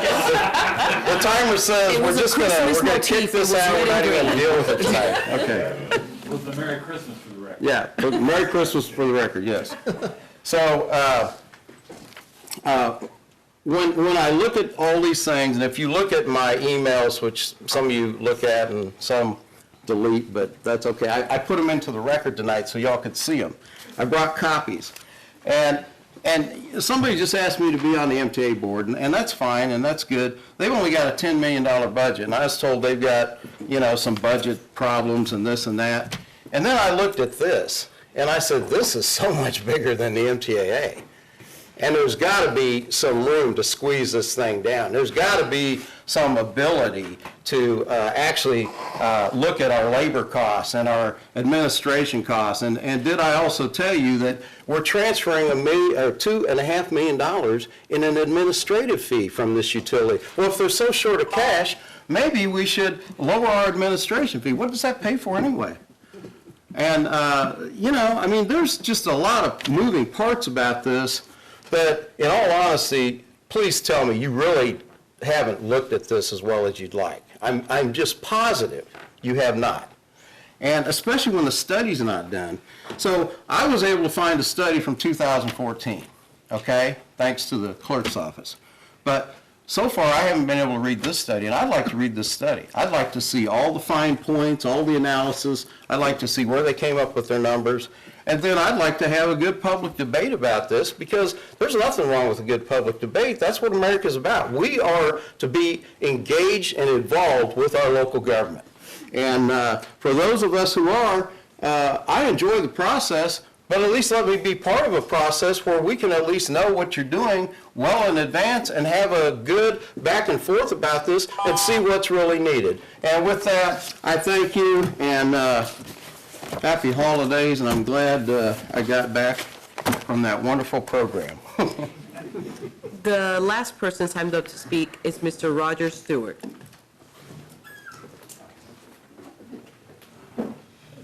Good evening, Mayor and City Council. It was so planned for me to speak after this gentleman because he said everything I just wanted to say. So this will be short and sweet. I was at a Christmas party last night for the NIA of Clinton Heights Steel area, and guess what? It turned serious. With all the frivolity and eating and drinking and whatnot, Mr. T's, the city came up. Well, guess what came up? One of the things was the increase in water rates. And Jack Alexander was there also. And so I spoke to him, and he was not able to be here tonight because he's taking care of his wife who needed some care. But I was going to bring him along with me. And but the NIA represents a real broad section of people. It's on Clinton Heights and then extends west and goes to Western to Washburn and then 21st to 27th Street. Well, that's a real broad section of people. And a lot of retired people, mostly renters, and so we hate to see, the NIA really hates to see an increase because it's just another $4, okay, or whatever. It's a small amount. But this compounds from one area to another, and we have to increase rates for this, and we have to increase rates for that. And so it's not just a matter of a small amount for many people in that area. It's just one thing after another that has to keep increasing. And many of those people live on fixed incomes. So it's one of those things where we'd like to see possibly even attain federal money with our infrastructure rebuilding. And whether that's a possibility, we don't have a clue. But we'd like to see this tabled for now so that it can be further studied. Thank you very much. Thank you for your comments. This concludes the public comment section. And at this point in time, the body is open for discussion. So, Councilman Jensen first and then the Deputy Mayor. Thank you, Your Honor. I will be one of the first people to say that I believe we should properly fund our infrastructure. I absolutely appreciate the intent of bringing this to us a year early. That gives people ample time to plan. Part of the reason we're in this mess is because councils and the city of Topeka in the past didn't do proper planning when it came to maintenance on infrastructure. We didn't do proper expenditures, and we didn't put the right kind of material on the ground. And so we're in this mess now because of poor decision-making in the past, and we're forced to pretty much solve the problem now. I will tell you, I absolutely hate kicking the can down the road, but this is a decision for the next council. They're the ones that are going to have to implement this. They're the ones that are going to have to work with the public to sort that out. Now is not the time to make this decision. And so with that, I will move to defer this until February 4th. Is there a second to this motion? Second. We have a motion and a second. Now we're open for discussion. Deputy Mayor. I too, I think it's a shame that past councils in the city didn't plan correctly, and it's now up to us. And I am one that fully supports the need for this. I know it's needed. However, I think throwing years of misuse of funds or the lack of the use of funds on us in a 5-year period at this amount is too much. I would like to see it lowered to perhaps 6% or 7% instead of 9%. That would make it more palatable for me. This is one of the things I find myself, city constituents, you know, and it's really hard. However, I have been surprised about the constituents I've heard from that gets it. They do get it, and they understand, and they're questions, but they're okay with it. But I also understand those that's a lot of money, and it ends up being a lot of money. So my suggestion, I don't think it ought to be kicked to the next council. We came in the middle of the Heartland Park thing. I mean, they can catch up. I think we've been working on this and know about this. You just have to start all over with the next council and get them up to speed. But my suggestion, I don't know if it's an amendment, a suggestion, come back next week and look at it, but I'd like to see that rate lowered to 6%. Councilman Emerson. Mayor, with respect to the amendment, I totally understand what you're saying, Councilman Jensen. However, as the deputy mayor kind of alluded, the new people coming on, it's going to take them maybe a year to get up to speed and know these issues, and I feel like that would actually be detrimental. So I will not be in support of changing, but I do appreciate it and understand your thoughts. Councilwoman Ortiz. Thank you, Mayor. I went to a couple NIA meetings last night, and one I went to, I didn't realize I went to Harry T, so I went to their meeting, it was empty, I didn't get invited to the party. But Mr. Alexander did call me, there was 2 messages from him when I got home, so I did talk to him. And this is what he said, and I totally agree, because Tony was at the other meeting, and he did a fine job of paying somebody to come and back him up to explain why we're in this position. But no, really, on a serious note, he did a fine job of really explaining what we're going through and why we're going through that. And so, having talked to different people about this, it's very evident we did not educate our constituents well enough. One of the comments that I heard was, we are asking them to pay for something and we haven't even shown them what we're buying in 5 years, but we're asking them for our money. And so they would just like us to slow down and show them what we're paying for. Mr. Alexander did say, I know there's a need. I'm on a fixed income, and I realize, and several people said that last night, they understand that there is a need, but they want to know, where is the plan? What will they be paying for? Maybe it's not the 9%. Maybe it is a lower percent. So we heard that a lot last night. They want to know what the plan is. We really need to educate the public more. I agree that the public does want to debate this. And then they also wanted to know on the rebate, what's the age on that? Because everybody doesn't qualify for that rebate.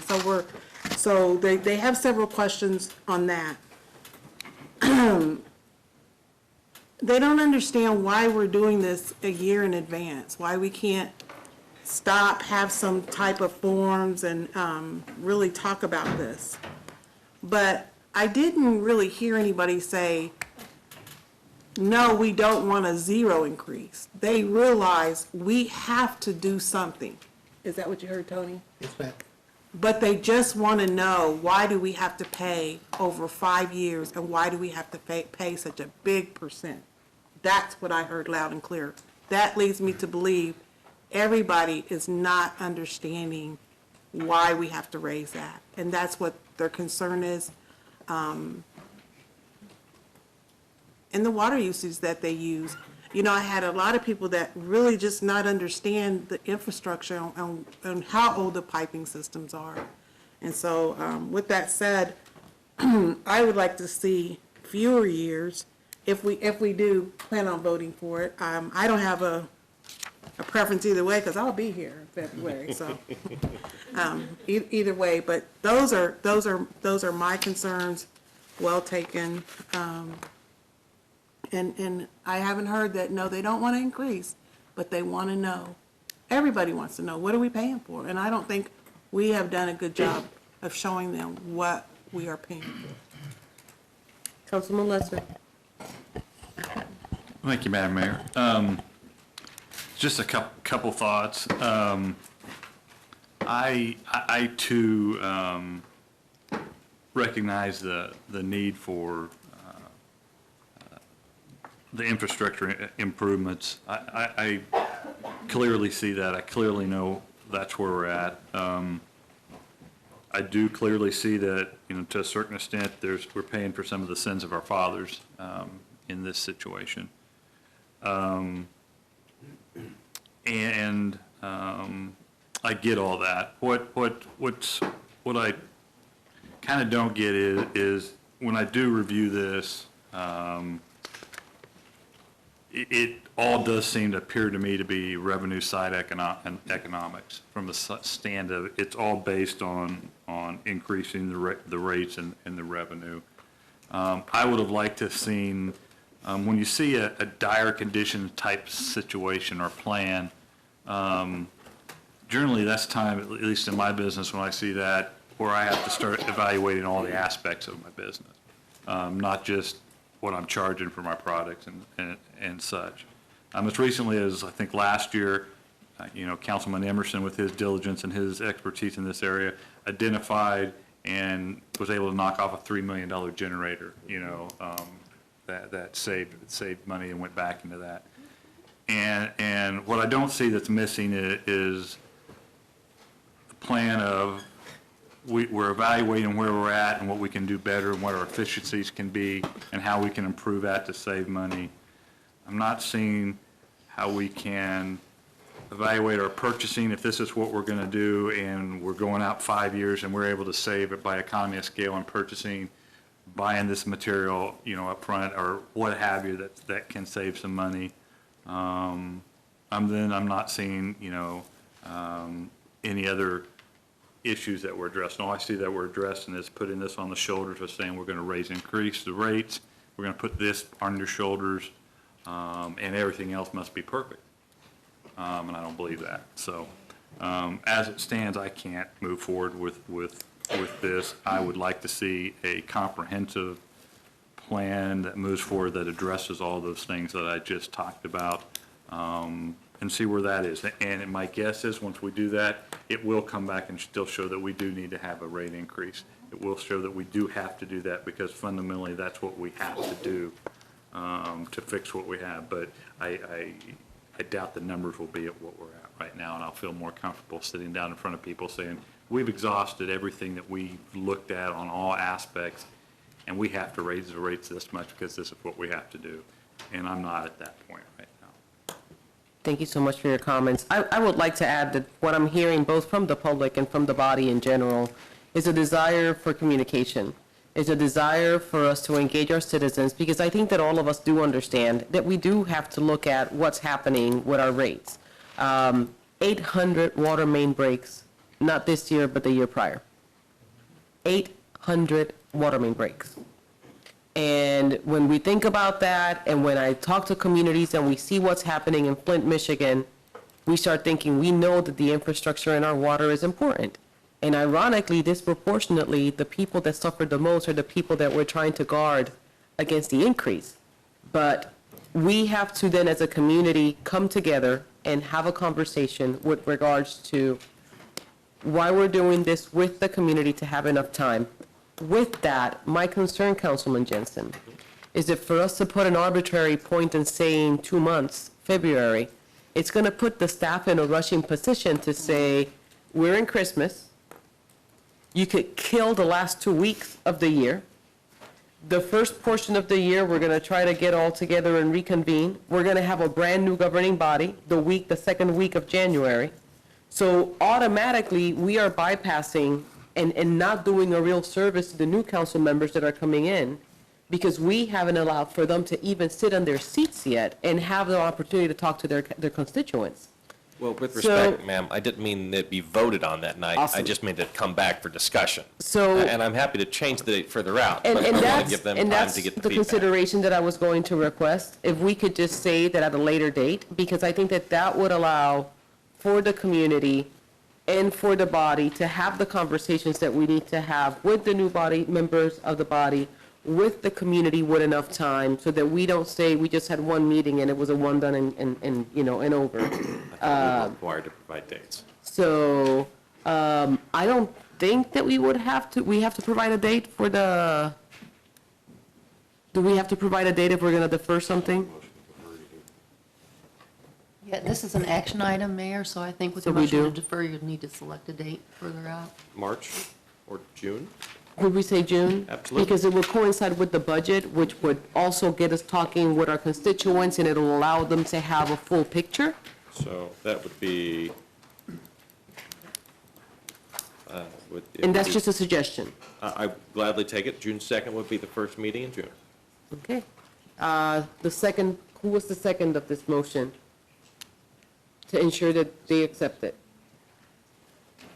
Number 9. Councilman Lesser? Yes, I do. Thank you very much. Councilwoman Hiller. My thought, I really appreciate the thought. I don't think I can support the deferment.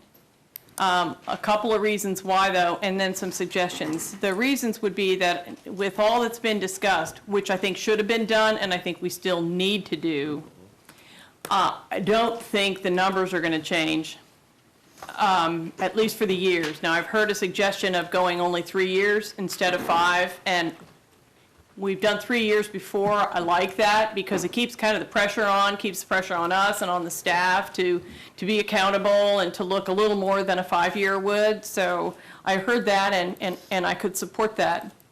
Other than that, I think we had some constituents bring us the Parks and Rec budget. They're going to be in budget next summer too. If we haven't decided, they won't know. I've been through this twice now on this council, and each time we really hammered it, and particularly the last time we hammered the rate structure. But we also heard loud and clear from our industrial users, who are so important to us, that they wanted a year out. They needed time to plan into their own budgets. And so I really respect and appreciate that the staff brought this to us a year out, because any institutional group that's got a budget, they budget at different times during the year, but it's a courtesy and good business, in my opinion, to give them that time. Other than that, I do think that we need more detail on plans. I understand that we didn't have it because it's such an overwhelming thing, and the staff was negotiating, putting out some feelers on what they thought could be born. For those who don't remember, they gave us huge mega-million-dollar numbers and kind of 3 options: a low ball that we'd be in trouble with, a mid-level, and an upper that could really take care of it. What's been proposed is the middle level in the first place. So to ask them to be really specific when they really didn't know, and we could have gone just up and down a little bit and changed everything, I understand. But I do think when it comes to budget time, that I don't think we were satisfied in some cases where it was just, we're going to do repairs, and it was just a big block of a couple $1 million. I think the council really wanted to hear more on that. And also then with the management and efficiencies, that once those details are out, that it happens that way, and that we come in at or under budget, and that we continue working for efficiencies and economies with the staff as well as the materials. Those are all things that have been progressive. We've made some good progress in recent years, but we have more to go. And so perhaps in those reports that we get, having that detail of information. I know we've had some requests for how many miles did you do already and how many miles are you talking about. I think that's a good measure for us that could be included as we roll the detail out on this plan. Working on, again, bonding has been brought up, and I do think, it's substantially more if we bond than if we do cash. And so pacing this so that we're optimizing the use of the dollars, it means just like with the street projects, that it'll go more slowly than people might like. But it will pace it. People have really wanted to use local engineers and local contractors as well. So pacing it steadily, even if we're upping it, will allow our local businesses to gear up and have a consistent process. Flipping to the other side with consumers, I really appreciate the comments. And I wonder if we couldn't do better, again, as the mayor said, information out, to detail all those things for our constituents, but also what our social support is. We have 3 different sources that the city itself puts forward to help people who can't pay get their water bills paid. And so maybe we need to do a better job of consistently making sure that people know that that's there. We budget it every year and we talk about it. I also really appreciated Ms. McDowell's suggestion about water conservation, and it would be a really good way to as we get closer to these rates, if in 2020 we put together a campaign that educates people about how to save. And there's all kinds of things like the little shower savers and so on. Also, and I know Teresa, so I think I can speak straight to you. I've got 3 people in my house, and our bill is about $80 a month. And every once in a while, I get a call from somebody who's, maybe it's about the rates or whatever, but whose bill seems awfully high. And so to educate the public that our staff will come out and look at somebody's house and water system, and often can find if there's leakage or something, can help people identify that so that they can make sure that at least all the water they're paying for they're using. I remember one guy, he had a leak in his sprinkler system. He didn't know it, but that's why his bill was so high. We were trying to figure it out. So I hope that we could, corresponding with this increase whenever we put it in, plan very intentionally and affirmatively to help constituents that might need some help or just some management help. So, thank you. We have Councilmember Jensen, Deputy Mayor, to be followed by Councilman Dobler. So if I could do a quick follow-up, I absolutely appreciate, again, planning a year in advance so people can set their budgets. I absolutely cannot imagine an increase higher than what we've already published. So if folks are looking for a budget number to plug in, I believe we've clearly delivered that. So rushing this to get people a budget number seems unnecessary to me, given that we've already given them a budget number. I can only imagine the rate would come in under that budget. So I appreciate your comments for budgets, because again, you're absolutely right. That's critical for organizations, especially nonprofits, as they try to work through what they're going to have to fundraise. But again, we've delivered essentially the worst case scenario for your budget. Plan on that, and hopefully it'll get better. Thank you. Deputy Mayor. Getting research. I'm afraid I would caution moving it to June, because then it's all forgotten about and you got to start over. I think you have to start over, and you're going to have to lose momentum, and everybody, and I think you're going to be right back where we are today, only 6 months later. I'm one on independence. I like people to be independent. I teach that. I raise my kids that way. There is so many places people can get information about this water increase. It's been on every media outlet we can think of. It's on the website. There's been meetings. You can call the city. I don't know, besides going door to door, how else you're going to educate more people why they don't know about this.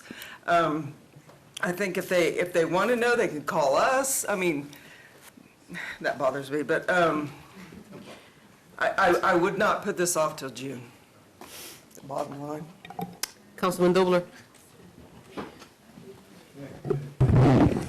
Thank you, Mayor. Well, this has been pretty interesting for me. I sat on the other side for at least one increase and was on staff for several others. I thought this was going to be an easy issue, and it's not. I think I probably have more questions right now than I did 2 or 3 weeks ago when I got some of the first information. So I think a little bit more time, and I think the emails and the things I've seen from the public, I haven't seen, you always get those that no taxes, no increases, no nothing. I've seen a number of really thoughtful emails, and in fact, a number of emails supportive of this rate increase, and all of them kind of center around the fact that there's an understanding that we've neglected infrastructure, especially the infrastructure we can't see, for a long time. And I appreciate that. I think everybody's kind of asking for the same thing. What's the money going to be spent on? I don't really understand it. I guess my concern at this point, as I look at the 3 utilities, stormwater, pretty small utility, going from revenue of $7 million to about $12 million, I think, in 5 years. Wastewater, a well-run utility. And you can see that because the increase over 5 years is roughly 35 to 38, if I'm reading the graphs right.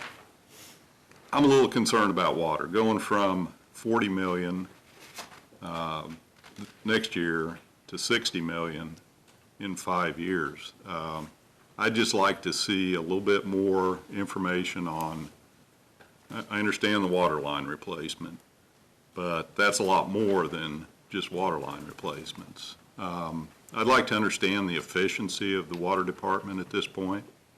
I know there's been studies over the years. Are we up to snuff with other cities with similar sized water utilities? Are there things we can do to get more efficient? And again, I think on the wastewater side, I think that's borne out by the fact that the increases are not substantial. But I think water takes a little bit more of a look at this point.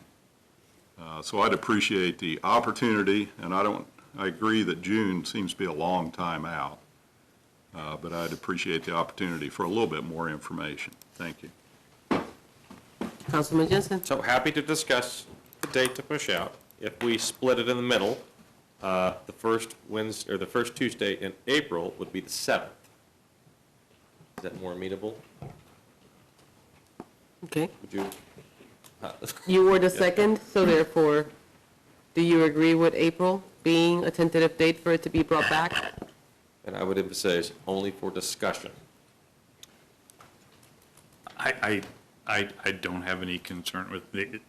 Fundamentally, the only thing I would say is, is those guys are going to be getting up to speed awful darn quick when we go that fast. That's, that would be the only concern I have. I think that's plenty of time for us, those of us staying on here. But that would be my only concern. We would look to your leadership. Oh, my. You could appoint another one of your super special committees if you wanted to. I happen to like my super special committee. So at this point in time, we have a motion to move this to the month of April. City manager. I don't know if he went agreed. Oh, that was the second, Mr. Lesser.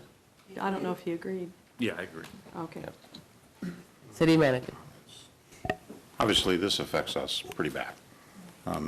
As staff, we have put a lot of effort into what we're presenting to you regarding our proposal. And we don't take it lightly with regards to the fact that there's concerns and questions that you have. We want you to make a decision where you feel content, that you've got what you need. We've been working on this for a very long time. And obviously for us, this is a bit of a blow to have this move back the way it is. But in the end, it's your decision and your city that you need to feel comfortable with that decision. I think that one of the things that we look at is the fact that we have a CIP plan that goes 10 years out. We know where we're going to spend the money for the next 10 years. Now, that was predicated on the fact that we expected to have a 6.55 rate increase going forward long term. So we have a pretty good idea. If you find that if we look at changing some of these numbers relative to this, we're going to be in a position of being able to show you what the expected return and projects that are going to be addressed. I think that that decision relative to what kind of rate increase goes for the following years, it really needs to be in the April timeframe. We present our CIP budget in June, and if we need to make adjustments based on the fact that money isn't provided to us, we need to have that information. Otherwise, that's going to affect. We know what our rate is for 2020 and these projects this year. And the CIP would, is in March. And so going into this, there'll be some changes relative to what might be presented for our CIP for 21 and on if we aren't sure what the rate's going to be. Now, we can make assumptions and we can draw some decision-making on. But I think that as we look at what was put into the model, there is a lot of the information that you talked about regarding operations and expenses, the various cash things. And we have, I think a lot of that information can be pulled out of what we've used in the modeling that was done. But, I think obviously we need to do our role and make sure that you feel comfortable with this decision. And so we'll do everything we can. But I'm going to ask that you please give us the feedback on the things that you need from us in order to make this decision, because I want to come back 3.5 months from now and we're still not sure what we need in order to be able to make a decision. I need to know that from you in order to be able to do my work and present you with a good estimate on where we're at. Councilman Padilla.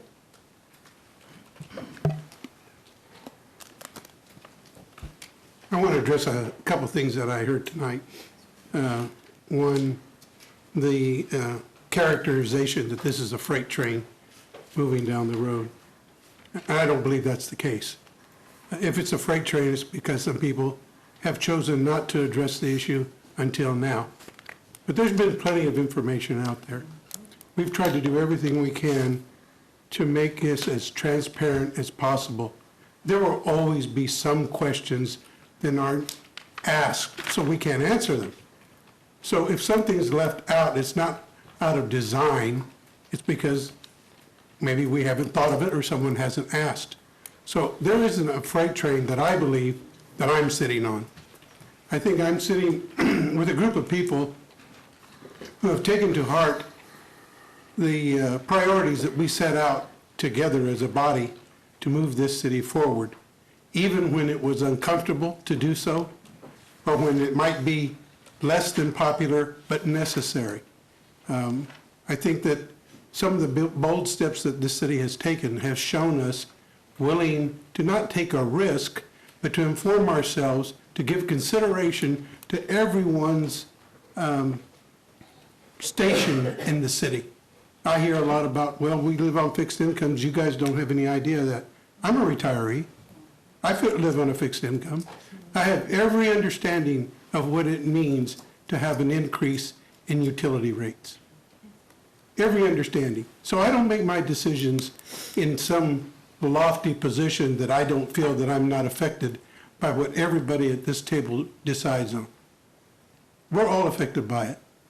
And I think for us to presume that, as it's been stated here, that 2 or 3 months is going to give us something different, I think that's pie in the sky. I think, as Mr. Jensen says, we've given the message of what it's going to take to get things fixed. But I think that some consideration, and I've heard a couple suggestions here, about the amount or about the duration. And I would be very comfortable with looking at giving authorization for the amount necessary and requested in the beginning, but only for a limited time amount, maybe about 3 years. And why I suggest that is this. Everything that's been brought up is valid.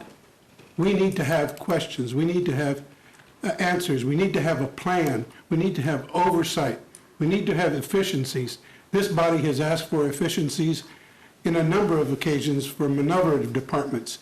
to evaluate and audit whether or not we're doing our job the best way and the most effective way that we can.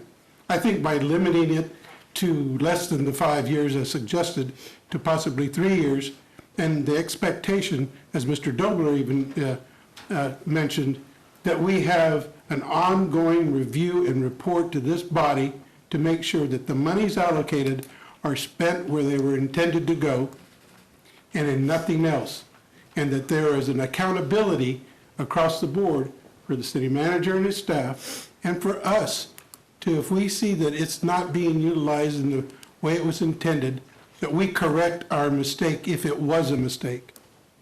And if it wasn't, then in 3 years, we can say, okay, it's working well.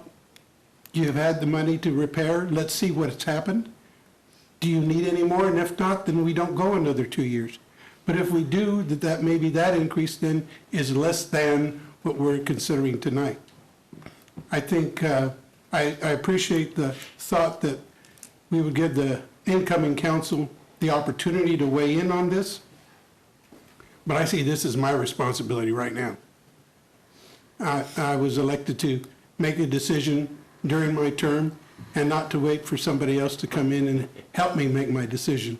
Because there will be more arguments there and from different perspectives, no matter who comes in. So it's my feeling that if we're going to not acknowledge that we have to get some repairs done, we need to plan for it in advance. We need to say, here's the money to get it fixed. Even as said earlier tonight, it's a Band-Aid. At least it's a start because it's the middle of the road. But put some restrictions on the time that that money is made available and put some clear expectations of how we're going to get informed about how it's coming along and how it is being utilized. Literally step by step. I know that's micromanaging, but micromanaging doesn't come into place until people don't do their job. So if people are doing their job and we're using the money we're supposed to do with that money, then I don't think it'll be necessary. Thank you. Councilwoman Hiller, to be followed by Councilman Emerson. I'm listening to these great comments. I appreciate Councilman Padilla, but also Councilman Dobler's quest to have a whole lot more information before we would go forward.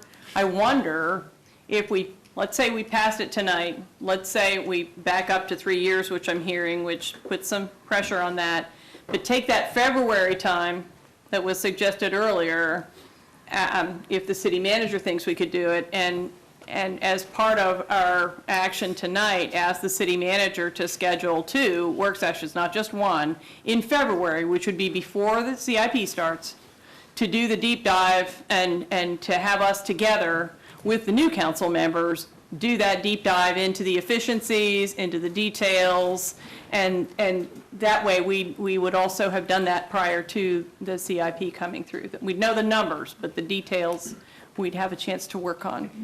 Just would that be, if I may ask, would that be possible to get those questions together and have the deep dive in February?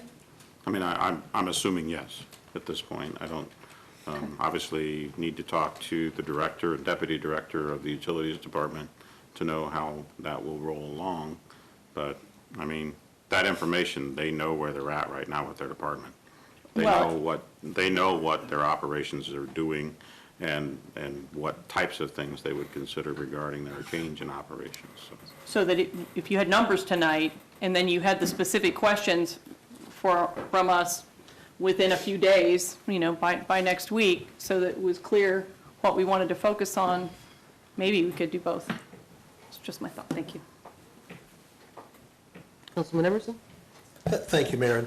I didn't say this earlier because I thought we were talking about the deferment, but since Councilman Padilla brought that up, I will tell you that I missed one NIA meeting this month, but the other NIA and the NA in my district that I went to, that was actually broached. I broached that with them because I too, like Councilman Padilla, I mean, I see firsthand. I've repaired some of these pipes. I know firsthand that it's dire. I mean, if you could see our pipes like you see our streets, we'd have done the half-cent sales tax for pipes and not streets. They're in worse shape. They really are. There's one pipe we repaired that had rusted out, and there were bands of earth visible. Now, I'll tell you what utilities is doing right now, that's a fantastic, hurts guys like me that are open cut dinosaur, that excavate things, but they right now are doing a lot of these CIPP things where they're going in, which we don't do, doesn't help me at all, but it's a fantastic thing they do. They go in and they're lining these pipes now. It's saving millions of dollars. And I think over time, both, when you line a pipe, it reduces the infiltration, and that means we have less at our plants that we have to treat. And over time, that's going to save millions and millions of dollars, and it's the best way to do it.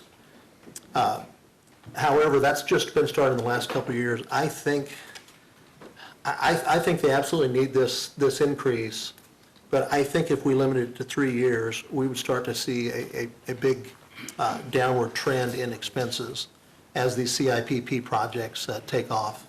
So, and I will tell you, in my discussions with the neighborhoods associations, the two that I went to in the last couple of weeks, they both were agreeable. I mean, they thought that was a good compromise. So I would be supportive of that, Councilman Padilla, and I do think the need is there, and as you said, I think it's our responsibility now to act on this. Councilman Jensen. So if I could follow up, I'm not proposing to defer this because I'm not capable of making this decision. I propose that because the next council has to own this. And I don't feel that it's my right to make a decision on their behalf and then hand it to them and have them go and sell it to the community and have them try to administer it without having any oversight or guidance as to how it's done or executed. So I'm not comfortable making that decision solely out of respect for the person who's going to inherit my chair next and how she will have to essentially own that. I don't think that's right. So I'm happy to back the date up again to the original proposal, the 4th of February, if that would give enough time to fit in the budgets, because I recognize that, again, that's critically important to do. But again, you know, part of the reason why the state pushed the elections back was that, with the exception of you, Mr. Dobler, you're supposed to have a ramp-up time. So if the incoming council doesn't know anything about this, I have big concerns about what they've been doing for the last 2 or 3 months, because they've had a lot of time to sit down and learn some of these things. They can follow along with all the information we have. It's all public knowledge. So while in the past there was a significant ramp-up, you got elected on Tuesday and 7 days later you were making big decisions, that's no longer the case. So the incoming council should have plenty of opportunity to read through this information, to meet with staff.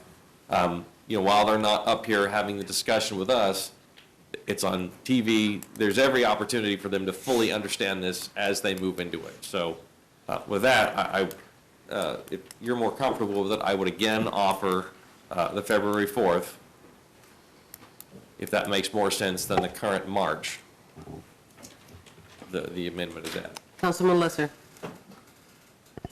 You know, the only thing I would say, I mean, I get what you're saying, Brendan, and I do, and I'm not, you know, but you just voted earlier on, I mean, I'm just using as an example, you just voted earlier on the TIF, that the new count, I mean, at some point in time, the reality of it is, until you're out of office, it's your vote, it's your responsibility, and I get what you're saying, you know, but, I mean, that can be said on every single issue that comes up, and with the exception of this is taxes, and that was not. People's taxes are not immediately going up because of the TIF. This would directly impact people. I think an issue's an issue at the end of the day. They're going to have to live with it. If the TIF fails, and then it goes butt up, you know, we've shouldered them, you know. So I mean, it's the same. That, you know, there again, I'm not arguing with you. I see your reasoning. You know, I think you do your due diligence until you're out of office, and let the chips fall where they may. That's just my call. So at this point, you're not supporting this motion, which means that if there's nobody else that's going to second this being deferred, well, we would it still be on dies. the original motion. Right now, it's on the April, right? It's on April, Right, correct? it would still So- be April So it would 7th. still be in April. I'm sorry? I'm sorry, Mayor, which is after the CIP has to be Correct. finalized. Deputy Mayor. The only thing, you could also look at it as, she's sitting there going, oh, please don't make me vote on this. Agreed. You do it and I'll own it. It's a vote. Okay, so at this point in time, if we proceed with the vote, it would be to defer this item to an April agenda. Okay? So at this point in time, we proceed with the voting.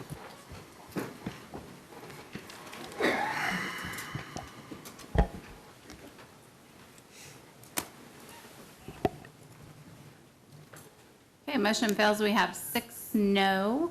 Pillar, Clear, Emerson, Dobler, and Lesser. All voting no.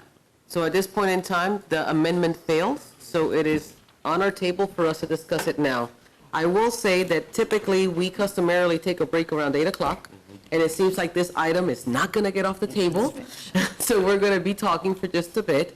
So I am going to call for a recess not to exceed 10 minutes at a max, so that we can stretch our legs, use the facilities, and then come back and be able to continue this discussion.